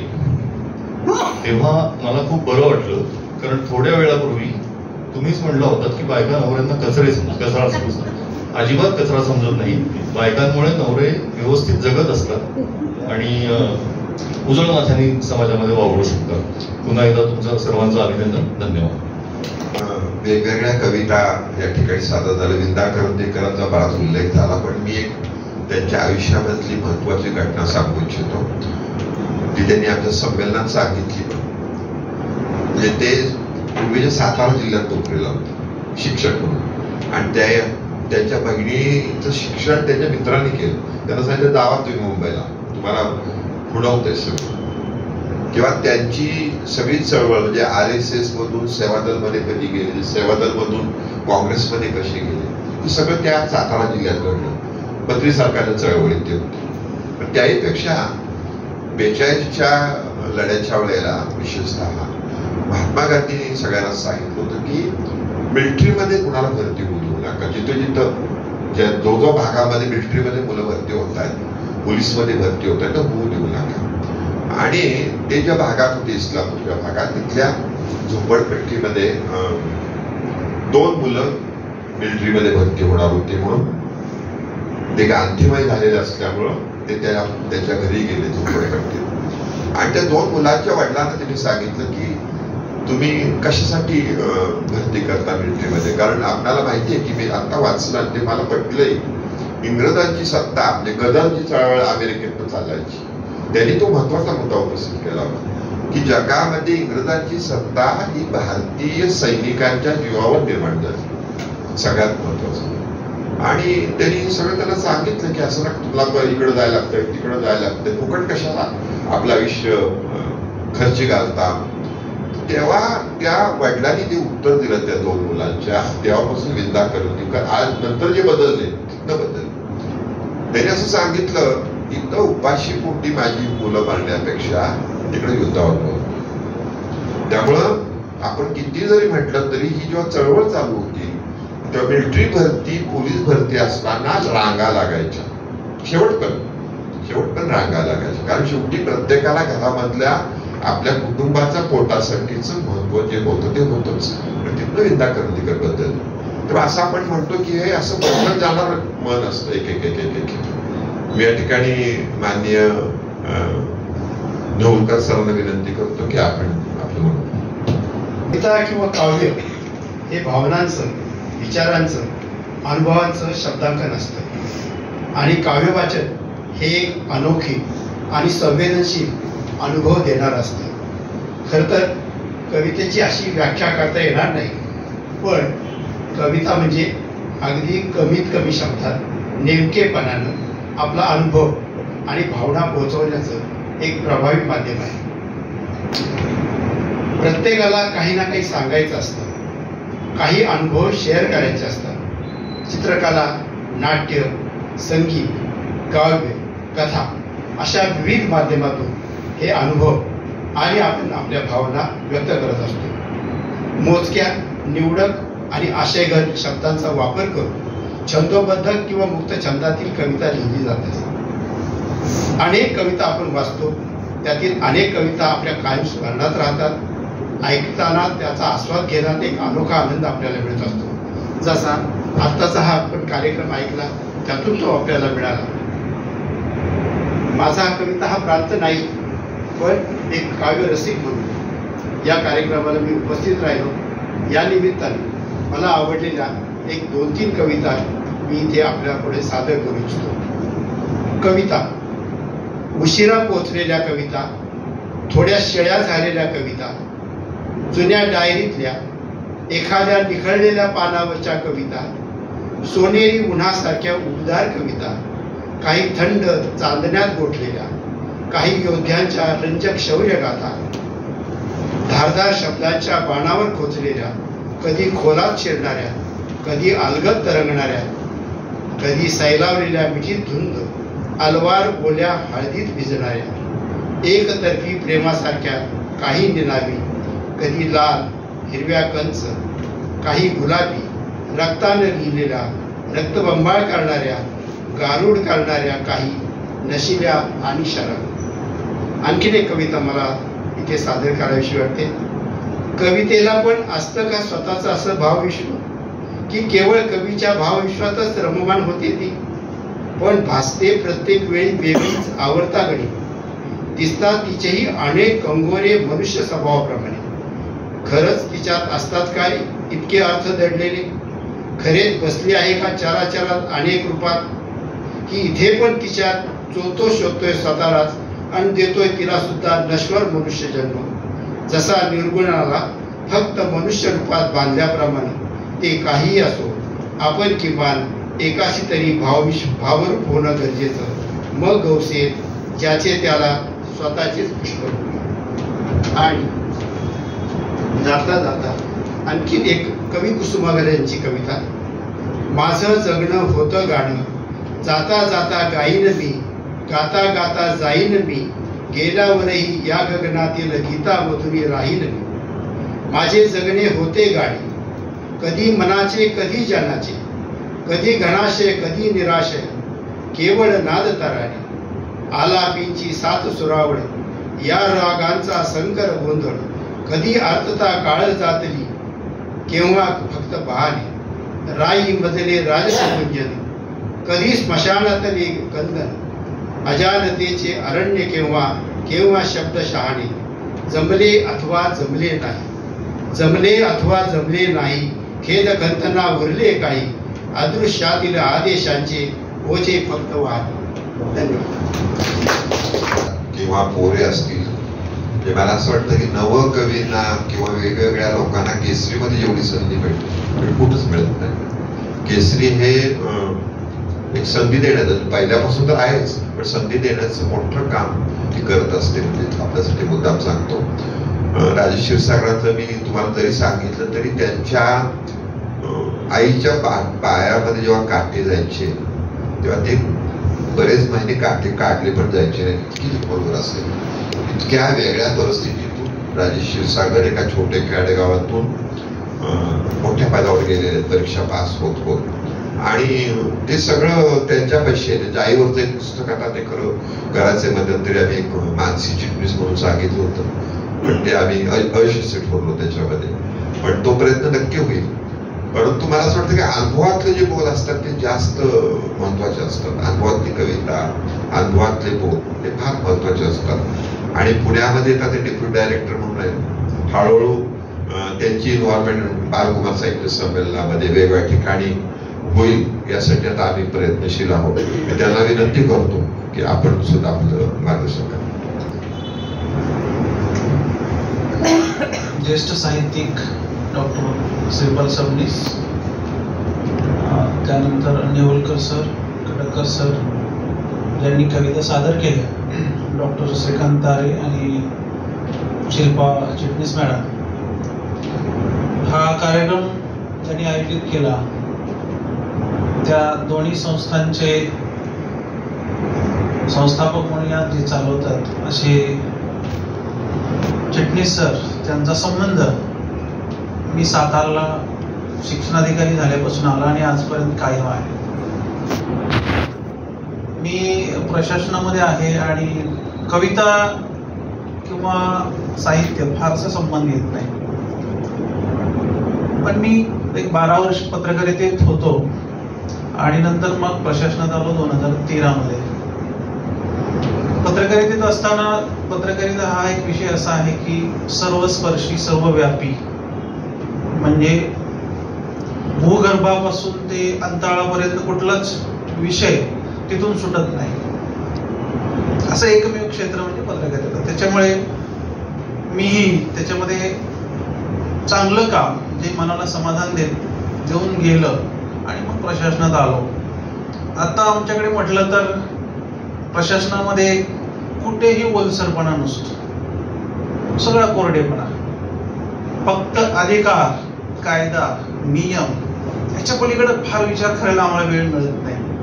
आणि कधीतरी असे प्रसंग येतात, एखादा कार्यक्रम अटेंड करायची संधी मिळते आणि मुद्दाम म्हणून चिटणीस सर मला अशा कार्यक्रमाला बोलवतात. सर्वच कार्यक्रम काय अटेंड करता येत नाहीत, पण प्रशासनात असून सुद्धा काही करता येतं हे मला सातारा मधल्या ज्यावेळेस माझ्याकडे तिथला माध्यमिक शिक्षणाधिकारी म्हणून पदभार होता.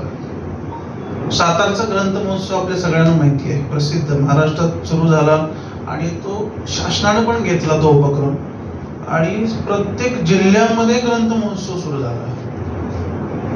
आता तो काही कारणाने बंद आहे, पण सातारचा ग्रंथ महोत्सव कधी बंद नाही, कोरोना काळ वगळता सतत चालू आहे. आणि तिथे समन्वयक म्हणून चिटणीस सर आणि बाकीची मंडळी तिथे काम करताना मला दिसली. तिथले माध्यमिक शिक्षणाधिकाऱ्यांना ते मुद्दामून त्यामध्ये इन्व्हॉल्व्ह करून घेतात, कारण तिथले शाळा, ज्युनियर कॉलेज किंवा वरिष्ठ महाविद्यालय आणि संपूर्ण तिथले शिक्षक, संपूर्ण जिल्हाभर एक चांगलं चैतन्याचं 4 दिवस वातावरण असतं. आणि मला थोडीशी साहित्याची आवड असल्यामुळं त्यांनी मला जास्त इन्व्हॉल्व्ह करून घेतलं. जसं मगाशी त्यांनी बिलारचा उल्लेख केला, बालकुमार साहित्य संमेलन सुद्धा मी तिथं असतानाच्या काळामध्ये घडलं.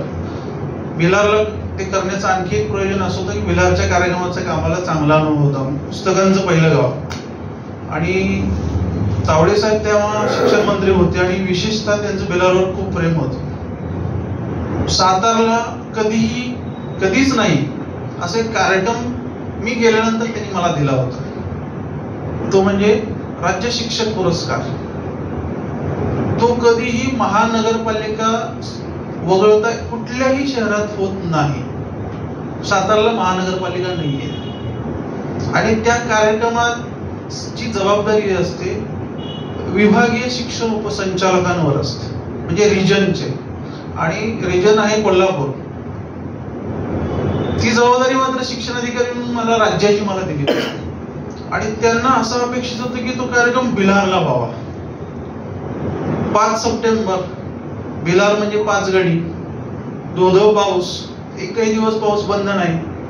कार्यक्रम कसा करायचा असा प्रश्न होता, परंतु तो कार्यक्रम बिलारला करण्यासाठी खूप प्रयत्न केले, खूप कष्ट घेतले, होऊ शकला नाही. पण त्यात असा मार्ग काढला की राज्यातून जे 108 पुरस्कारार्थी निवडले जातात दरवर्षी शिक्षक म्हणून, तर त्यांना एक दिवस बिलारमध्ये ठेवायचं, दुसऱ्या दिवशी पुरस्कार साताऱ्यात द्यायचा. म्हणजे घाटाखाली उतरले की पाऊस नाही, संपूर्ण एक दिवस त्यांना तिथं आम्ही बिलारमध्ये त्यांची सगळी व्यवस्था केली आणि दुसऱ्या दिवशी त्यांना पुरस्कार वितरण केलं आणि तो ऐतिहासिक कार्यक्रम झाला महाराष्ट्रामध्ये. तो एक चांगला अनुभव होता. बालकुमार साहित्य संमेलन तिथं घडलं आणि 3 वर्षातले 2 वर्ष ग्रंथ महोत्सवाने सुद्धा खूप काही आम्हाला दिलं, तिथून काही घेता आलं. जसं की मगाशी सांगितलं, तो तर राज्य शासनानेच तो कार्यक्रम स्वीकारला होता. तर असे अनेक अनुभव साताऱ्यातले आहेत चांगले आठवणी आहेत. माझं स्वतःबद्दल ऑलरेडी चिटणीस साहेबांनी सांगितलंय, अतिशय ग्रामीण भागातून अगदी जिथं आजही एसटी बस जात नाही अशा गावातून मी आलो. आणि आता राज्याच्या म्हणजे इथं स्टेटचे ऑफिसेस आहेत, सगळ्यांना आपल्याला माहिती असेल. शिक्षण संचालक प्राथमिक, शिक्षण संचालक माध्यमिक, SSC बोर्ड, परीक्षा परिषद. तसं आता शिक्षण विभागाचं जे योजना कार्यालय तयार झालंय ते म्हणजे प्राथमिक आणि माध्यमिक जे विद्यार्थी आहेत त्यांच्यासाठी ज्या स्कीम्स असतात त्यांच्यासाठी स्वतंत्र योजना संचालनालय. आणि त्यामध्येच जे प्रौढ आणि अल्पसंख्याक संचालनालय पूर्वी होतं त्याचं नाव बदलून मागच्या वर्षी 2022 मध्ये योजना संचालनालय तयार झाले. आता कवितेमध्ये सुरुवातीला कार्यक्रमामध्ये नव्हतो, परंतु मला ती कविता मगाशी भावली, त्यामध्येच मी आता काम करतोय. मी प्रशासनात असलो तरी आता माझ्याकडे अशी एक योजना आहे, असा एक कार्यक्रम सुरू आहे, तो म्हणजे दुर्लक्षित असलेला प्रौढ शिक्षण कार्यक्रम. देशामध्ये अजूनही 18 कोटी लोक असाक्षर आहेत, शिकू शकले नाहीत. शाळा उपलब्ध नव्हती, शाळेची भीती होती, दारिद्र्य होतं, जाऊच शकत नाही. म्हणजे प्रशासनाने प्रयत्न केले तरी शाळेपर्यंत त्यांना येता आलं नाही, त्यांच्या स्वतःच्या अडचणीमुळे पण येता आलं नाही. ही संख्या महाराष्ट्रात आहे 1,63,00,000. म्हणजे 2011ची जनगणना, त्याच्यानंतर जनगणना झाली नाही. जर 10 वर्षांनी होते, कदाचित चालू वर्षामध्ये होईल. अजूनही जर विचार केला आपण तर 1 कोटी लोक महाराष्ट्रात असाक्षर आहेत आणि त्यांना शोधून त्यांना साक्षर करण्याची योजना आमच्याकडे आहे. आणि त्याच्यामध्ये केंद्र आणि राज्य शासनाचा हिस्सा ठरलाय, परंतु त्या स्कीमसाठी शासनाने फार मोठी रक्कम लावलेली नाही. मग हे कशातून चाललंय? तर लोकसहभागातून. शिकवणाऱ्याला कुठलंही मानधन नाही, सर्वे करणाऱ्याला थोडंसं मानधन आम्ही देतो. काही साहित्य उपलब्ध करून द्यायचं असेल अध्यापनाचं तर त्याला काही खर्च देतो, प्रचार प्रसारासाठी थोडाफार खर्च देतो, पण स्वयंसेवक म्हणून काम करणाऱ्याला कुठलंही मानधन नाही. अशा परिस्थितीत ही योजना आम्ही चालवतोय. आणि त्याचीच एक बैठक सुरू असताना सतत चिटणीस साहेबांचे फोन येत होते. दररोज आम्ही प्रत्येक जिल्ह्यांच्या ऑनलाईन बैठका घेतो. म्हणजे आज नाशिक आणि नंदुरबार जिथं सर्वात जास्त मोठ्या संख्येने काम चालू आहे तिथे, विशेषतः याच्या उलटी परिस्थिती आहे. बघा, आपण पुण्यात राहतो आणि सर्वात अधिक असाक्षर पुण्यात आहेत. न पटणारी गोष्ट आहे. विद्येचं माहेरघर, IT हब, कितीतरी बिरुद आपण मिळवतोय पुण्यासाठी, सांस्कृतिक राजधानी, पण सर्वात अधिक असाक्षर कुठे? पुण्यात आहेत. कवितेसाठी तुम्हाला एक विषय दिला मिळायचा. किती विरोधाभास किती आहे बघा. आणि या सगळ्यांना शोधायचं आणि त्यांच्याबरोबर स्वयंसेवक जोडायचे आणि त्यांना साक्षरतेच्या प्रवाहात आणायचं. सही करता आली म्हणजे साक्षर नाही. अंगठा आणि सही एवढा फरक पूर्वी म्हणायचे. सही करता आले म्हणजे साक्षर, लिहिता वाचता आलं म्हणजे साक्षर, असं नाही. आता साक्षरतेची व्याख्या पण बदलली. त्याच्याकडे बघण्याचा दृष्टिकोन लोकांचा प्रौढ शिक्षण म्हणजे काहीतरी दुर्लक्षित आहे, नकारार्थी शब्द वाटतो लोकांना. तो पण बदलून टाकला केंद्र शासनाने. सर्वांसाठी शिक्षण, एज्युकेशन फॉर ऑल असा शब्द प्रयोग आणला. आणि हा कार्यक्रम 2022 पासून चालू आहे, 2027 पर्यंत सुरू राहणार. दरवर्षी 1 कोटी लोकांना साक्षर दरवर्षी आपण केंद्र शासन आणि राज्य शासन मिळून करतोय. म्हणजे 18 कोटी लोकांना साक्षर आपण 2027 पर्यंत पण नाही करू शकत. त्याच्या पुढे जाऊन जेव्हा व्यापक विचार करू आपण जागतिक पातळीवर, युनेस्कोने असं सांगितलंय की 2030 पर्यंत जगातले सगळे लोक साक्षर झाले पाहिजे. शाश्वत विकास SDG असं कधी नाव आपण ऐकलं असेल. त्याच्यामध्ये की देश जगातला कुठलाही व्यक्ती असाक्षर राहणार नाही असं एक ध्येय बाळगले आणि त्या दृष्टीने आम्ही वाटचाल करतोय. कदाचित तुम्ही असं म्हणाल मी ग्रामीण भागातून अतिशय प्रतिकूल परिस्थितीतून शिकून आलोय आणि ती योजना मला भावली आणि त्याच्या प्रचारासाठी मी माझ्या आईला त्यात उतरवलं. त्याचा उल्लेख चिटणीस साहेबांनी केला. तुम्ही प्रचारामध्ये जर चित्र कधी बघितलं असेल, साक्षरतेचं कधी वर्तमानपत्रामध्ये काही न्यूज आल्या, तर तिला शिकता आलं नाही, कारण तिला भावंडांना शिकवण्यासाठी तिला शाळा सोडवावी लागली 1 महिन्यात. आम्हाला कष्टातून मोठं केलं. आम्ही कुठंतरी आता सध्या कुठल्या तरी पदावर आहोत, पण तिची जी इच्छा राहिली होती शिकण्याची ती आता त्या योजनेत तिने पूर्ण केली. आणि तो प्रसंग माझ्या घरातला होता. मी हे दाखवून दिलं की साक्षरता प्रचार जो आहे किंवा ही योजना आहे घरापासून सुरू केली पाहिजे. तिला कोणी शिकवलं, मला वेळ देता येत नाही, तर माझ्या मुलीने शिकवलं, म्हणजे ती स्वयंसेवक झाली आणि यामध्ये ती साक्षर बनली सुद्धा. मागच्या वर्षी आम्ही 4,59,000 व्यक्तींना परीक्षेला बसवलं. त्यातले 4,25,000 उत्तीर्ण झाले महाराष्ट्रामध्ये.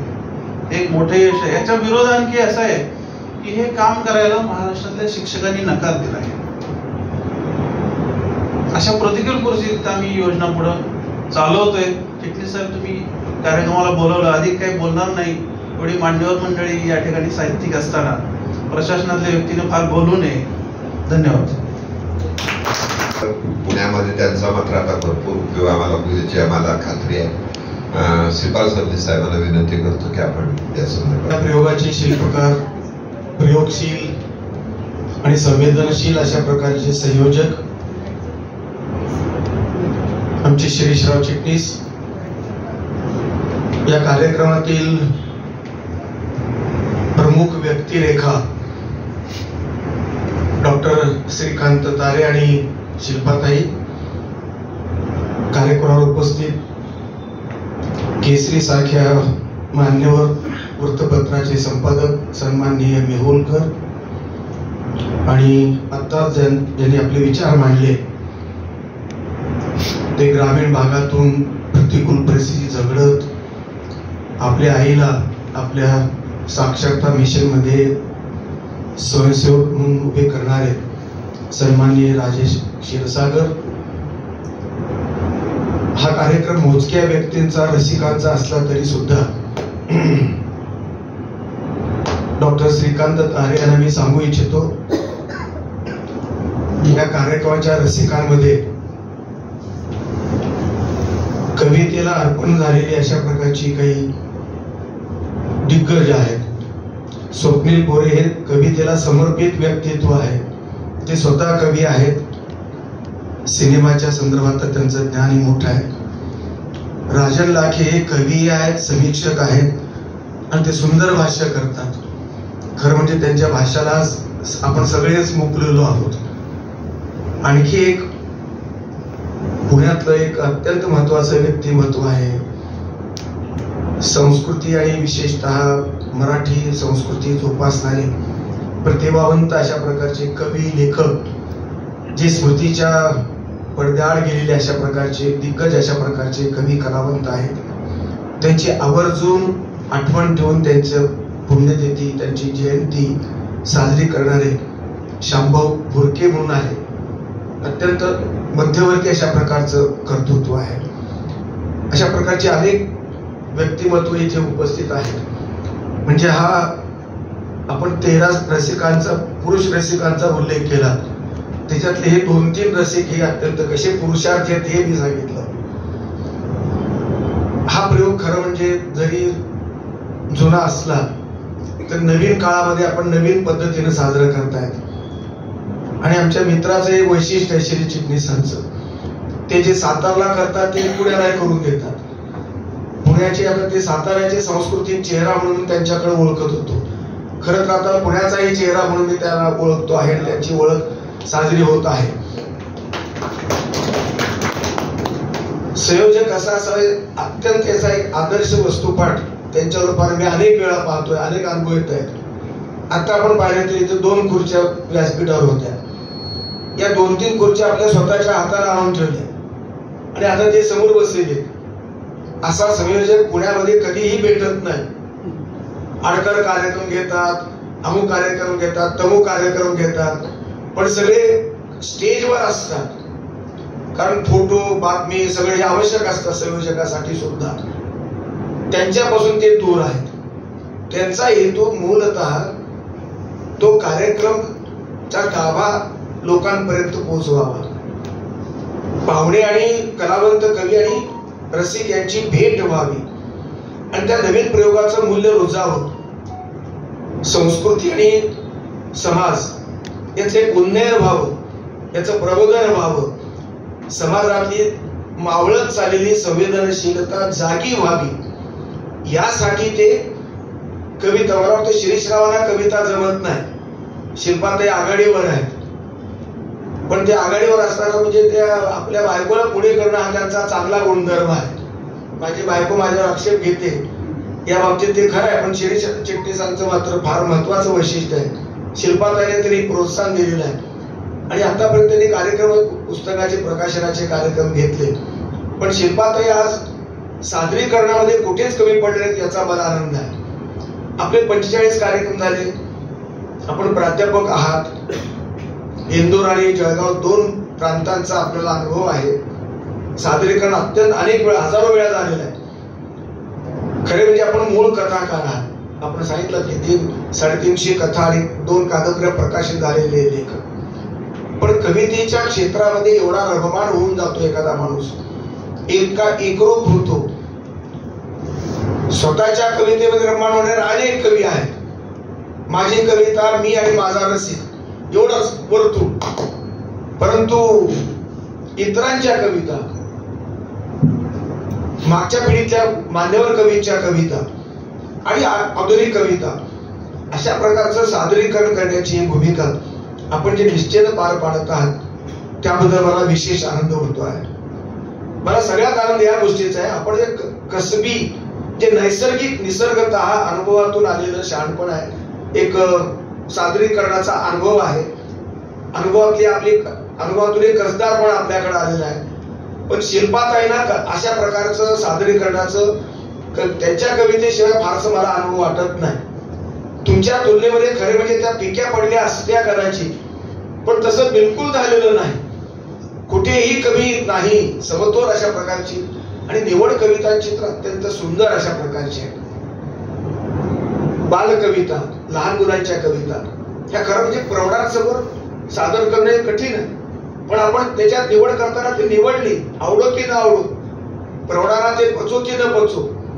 मुलांची कविता मुलासमोर सादर केली पाहिजे असं नाही, बहुश्रुतता श्रोत्यांची वाढावी या दृष्टीने, आणि बालकवितेतली संवेदना प्रौढापर्यंत पोहोचवावी आणि त्यांचं बालपण जागं व्हावं या दृष्टीने आपण केलेले प्रयत्न. आणि त्या संदर्भातली सुरुवातच आपण बालकांच्या कवितेपासून ग पाटलांच्या कवितेची गोडवा आणि त्याच्यातलं माधुर्य आपण पोहोचवलं.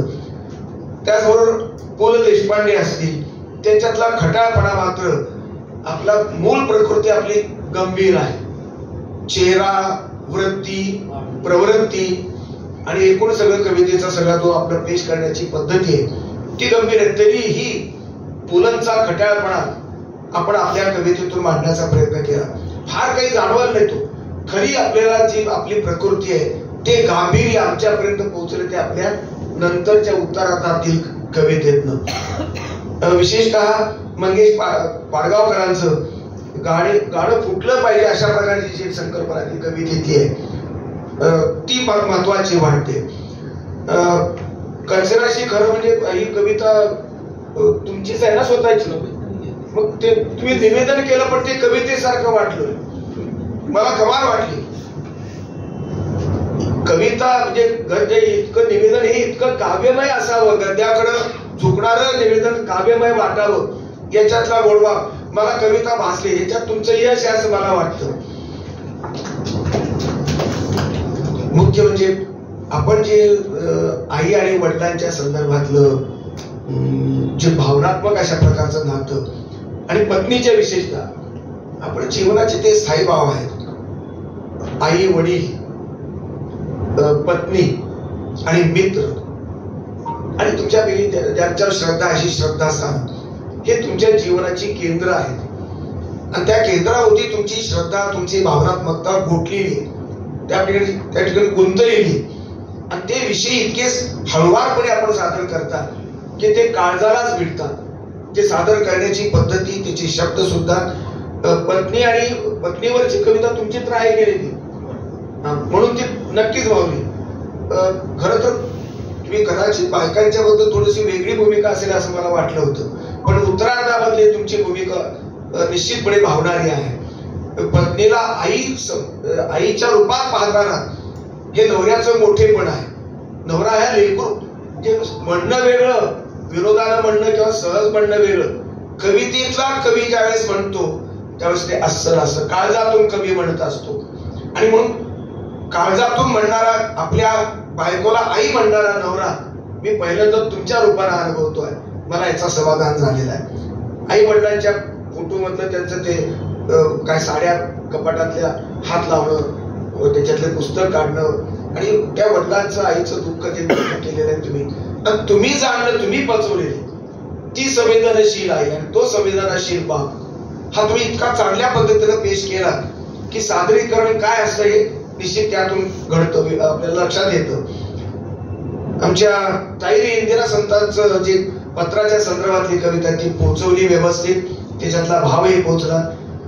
वसंत बापटांची जी यमक अनुप्रासाने युक्त अशा प्रकारची कविता आहे ती सुद्धा निश्चितपणे, विशेषतः तुमच्या नीलम मांडगावेंची जी कविता आहे आणि मला वाटतं दुसरी पण संजीवनी बुकिलांची कविता आहे, दोन कविता स्त्री सबलीकरणाच्या कविता आहेत. त्या पुरुषांच्या विरुद्ध नाहीत पण स्त्रीच्या सक्षमीकरणाच्या संदर्भातल्या आहेत. आणि स्त्रीचं मान हे पुरुषाला सुद्धा आलं पाहिजे, स्त्रीलाही आलं पाहिजे, कारण दोन्ही मानवी रूपात आहेत. या दृष्टीने हे संबंध त्या कवितेतला आशय आहे ते पोहोचवून मी विशेषतः ताई गाणं गातात, आवाज चांगला इतका सुंदर आहे हे मला पहिल्यांदा मी ऐकलं नव्हतं. कविता ऐकली पण कवितेचं गाणं नाही ऐकलं. ते निश्चित गाणं सुद्धा भावलं आणि कुठेही काही आत्मविश्वास कमी नाही झाला. समोर नवरा त्याला लाजावं कसं असं नाही वाटलं आणि इतकी सुंदर अशा प्रकारचे सादरीकरण तुम्ही त्यामध्ये केलेलं आहे. मराठी संस्कृतीमधलं दारिद्र्याच्या संदर्भातली आपली विशिष्ट कविताची भिडली काळजाला. ते बरेचसे कवी संवेदना बायकोपुरती असते, प्रेयसीपुरती असते, आईपुरती असते, राष्ट्रापुरती असते, धर्मापुरती असते, पण ती दारिद्र्यापर्यंत ती संवेदना पोहोचत नाही. तुमची संवेदनशीलता ही दारिद्र्याच्या गांभीर्य त्याच्यातली गुंता आहे त्याच्यातला तो गुंता मला फार महत्वाचा वाटला. आणि तो संबंध आमच्या ताईने सुद्धा दुष्काळावरची निलेश पाटलांची कविता इतकी समर्थपणे पोहोचवली की त्या कवीला जे म्हणायचे ते शब्द आणि ती शैली ती बरोबर आमच्या ताई शिल्पाताईच्या आवाजातून पोहोचलेली आहे. आणि म्हणून हे समज ऍसिडची संदर्भातली कविता कोण म्हणलं ते राजेंद्र मानेची कविता, बापरे, असा कवी प्रतिभावंत कवी तुमच्या साताऱ्यामध्ये आहे. ते माझे जवळचे मित्र आहेत पण हे रूप मला खरंच पहिल्यांदा पाहिलं. अत्यंत सुंदर अशा प्रकारची ती कविता आहे, स्फोटक कविता आहे. खरं म्हणजे पहिली रात्र ही तर अगदी मला वाटलं तर कुठे हे जातं कविता असं वाटतं सुरुवातीला, पण तिचा शेवट आणि त्याच्यातलं ऍसिडची ज्या कवितेचं गांभीर्य आहे आणि त्याच्यावर सुद्धा त्या स्त्री पुरुषाचं प्रेम हे सौंदर्याची कल्पना बदलून टाकणार क्रांतिकारक अशा प्रकारची कविता. हे कवितांची निवड सुद्धा तुमचा महत्वाचा मुद्दा आहे. तुम्ही ज्या कविता निवडलेल्या आहेत त्याच्यामध्ये सुद्धा संवेदनशीलता, विचार जागृत करण्याची पद्धती, प्रबोधनात्मक जाणीवा, मानवतेचं जागरण, संबंध संस्कृतीचं जागरण, शुद्धीकरण हे सर्व त्याच्यामध्ये आलेलं आहे. या जागरणातून या संबंध तुमच्या प्रयोगामध्ये संस्कृतीचं शुद्धीकरण मला जाणवतं. आणि मुख्य म्हणजे मराठी संस्कृतीचा कुठलाही गप्पा राहत नाही. कविता हा असा विषय की म्हणजे खरं म्हणजे आपलं नाव सार्थ ठरलं. कवितेचं चांदणं संस्कृतीला उन्नत करतं, संस्कृती प्रकाशमान करतं आणि त्या संस्कृतीच्या चांदण्यामध्ये हा जळगावचे आमचे तारा चिटणीसांनी आमच्या समोर सादर केलं आणि या चांदण्यामध्ये आपण नाहून निघालो याच्याबद्दल मला धन्यता वाटते. आणि वेगवेगळी परिमाण आहे. संपादक महोदय आमचे ते कविता कधी म्हणतील असं मला वाटलं नव्हतं. मला काही परिचय फारसा नव्हता. गोरेंची कविता मी ऐकलेली आहे पण आमच्या संपादक नेहुलकरांची कविता पहिल्यांदाच ऐकायला मिळाली. हे योग तुम्ही आणून दिलेला आहे, फार चांगली गोष्ट आहे. आणि संपादक वृक्ष नसतात हे त्यांनी दाखवून दिलेलं आहे. कवितेच्या कार्यक्रमाला गेल्यानंतर आपण ही कविता गावी अशी त्यांना उर्मी येणं हा ही संवादी अशा प्रकारचा भाग आहे. आणि मुख्य म्हणजे आमचे शिक्षणाधिकारी साहेब इतकी सुंदर, थोडं विषयांतर असं वाटतं, बरोबर वाटलं, पण त्याचा अनुबंध शेवटी संस्कृतीशी आहे. कविताचं जे हेतू आहे तोच प्रौढ साक्षरतेचा आहे. साक्षरता ही संस्कृतीची साक्षरता सुद्धा आहे, अक्षरांची साक्षरता आहे, संविधानाची साक्षरता आहे, किंवा आरोग्याची साक्षरता आहे, कायद्याची साक्षरता आहे. आणि ही संवेदनशीलता सर्व अर्थानं साक्षर करणारी शक्ती आहे. आणि त्यासाठी मुळामध्ये प्रौढांचं प्रौढ शिक्षण अशा प्रकारचं झालं पाहिजे.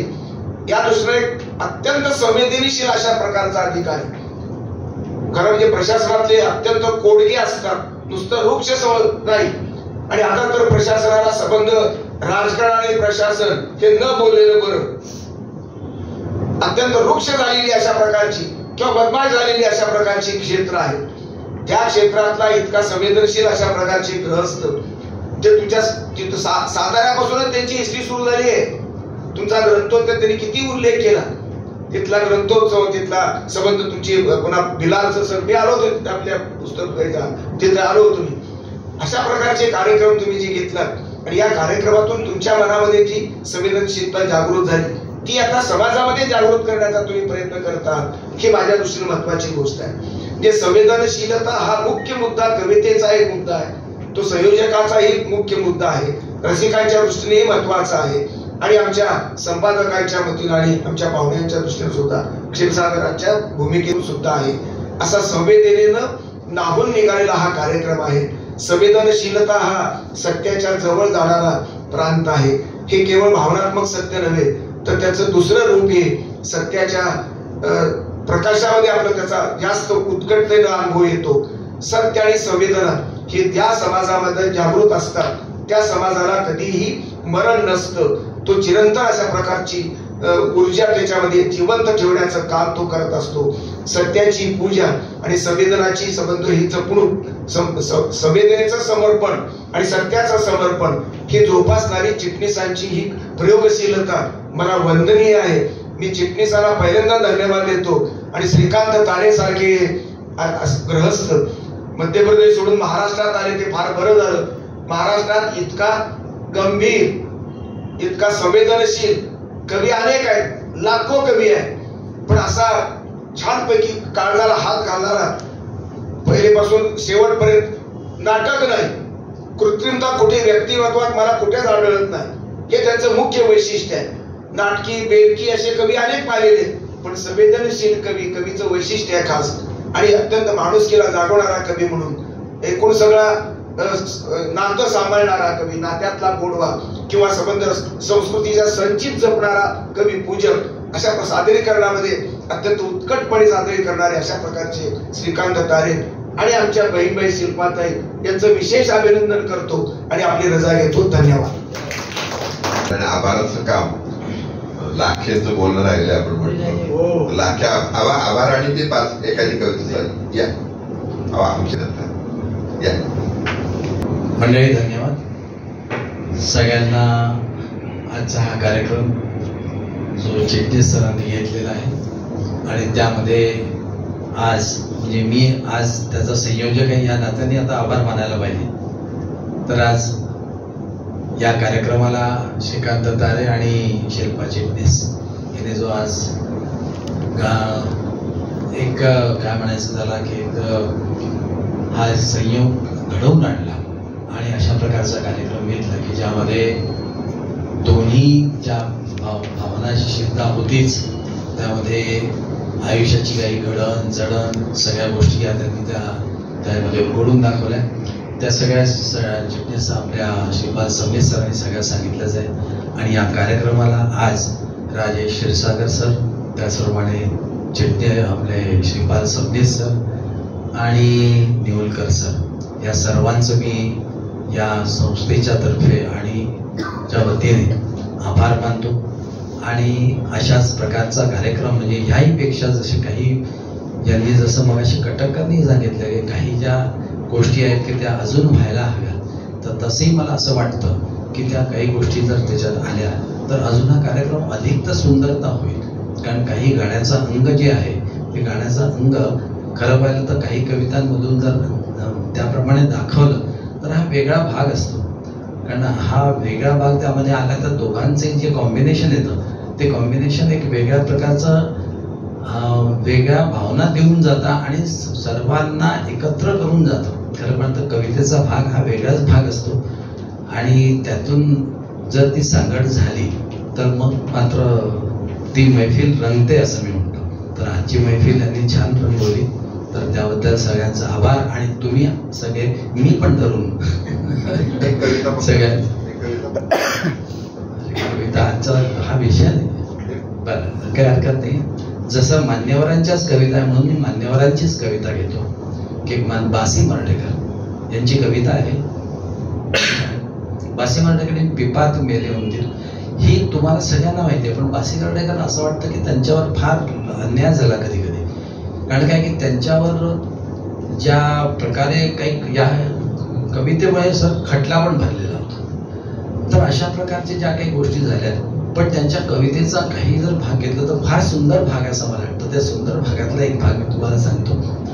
त्यांची कविता दवात आलीस भल्या पहाटे. माहितीये दवात आलीस भल्या पहाटे शुक्राच्या तोऱ्यात एकदा जाऊन गेलीस पेरीत आपुल्या तरल पावलांमधल्या शोभा. ऐका दवात आलीस भल्या पहाटे शुक्राच्या तोऱ्यात एकदा जाऊन गेलीस पेरीत आपुल्या तरल पावलांमधल्या गंधा. कुठे लक्ष आणि कुठे पिपासा सुंदरतेचा कसा इशारा डोळ्यांमधल्या डाळिंबांचा सांग धरावा कैसा पारा. अडलीस आणिक कुठे जराशी हसलीस मागे वळून पाहणे विसरलीस का हिरवे धागे. तळहाताच्या नाजूक रेषा कुणी वाचाव्या कुणी पुसाव्या नाजूक निर्मल नखावरी परिशुभ्र चांदण्या कुणी गोंदाव्या. दवात आलीस भल्या पहाटे अभ्राच्या तोऱ्यात एकदा जळून गेलीस पेरीत आपुल्या तरल पावलांमधल्या गंधा. जळून गेलीस पेरीत आपुल्या तरल पावलांमधल्या गंधा. अशी बासी मर्ढेकरांची कविता. तर अशा प्रकारच्या ज्या कविता आहेत ह्या प्रकारच्या त्यांनी छान सादर केलं. यांनी छान एक कविता ती म्हटली तर त्याप्रमाणे गेयामध्ये काही कविता असतात. म्हणजे गेयामधली ती जर कविता जर गेयामध्ये आली काही कविता तर त्याची सुंदरता फार अलग असते. त्यामध्ये आता जर सौंदर्य पाहिलं तर कितीतरी सौंदर्य असतात. त्यामध्ये प्रत्येक कवितेत सौंदर्य असेलच असं नाही पण ते सौंदर्य कोणतं असावं. एक तर भाव सौंदर्य रूप सौंदर्य विचार सौंदर्य भाषा सौंदर्य आहे. या सौंदर्यापैकी एखादं जरी सौंदर्य आलं तर त्या सौंदर्याने ती कविता खुलते. एनिवे आज सगळ्यांचे पुन्हा एकदा चिटणीस सरांचे मी आभार मानतो. आणि हा कार्यक्रम झाल्यानंतर झाल्यामुळे सर्वांचे आणि सर्व मान्यवरांचे आभार मानतो आणि आपल्या सर्वांचे या संस्थेतर्फे आभार मानतो. धन्यवाद.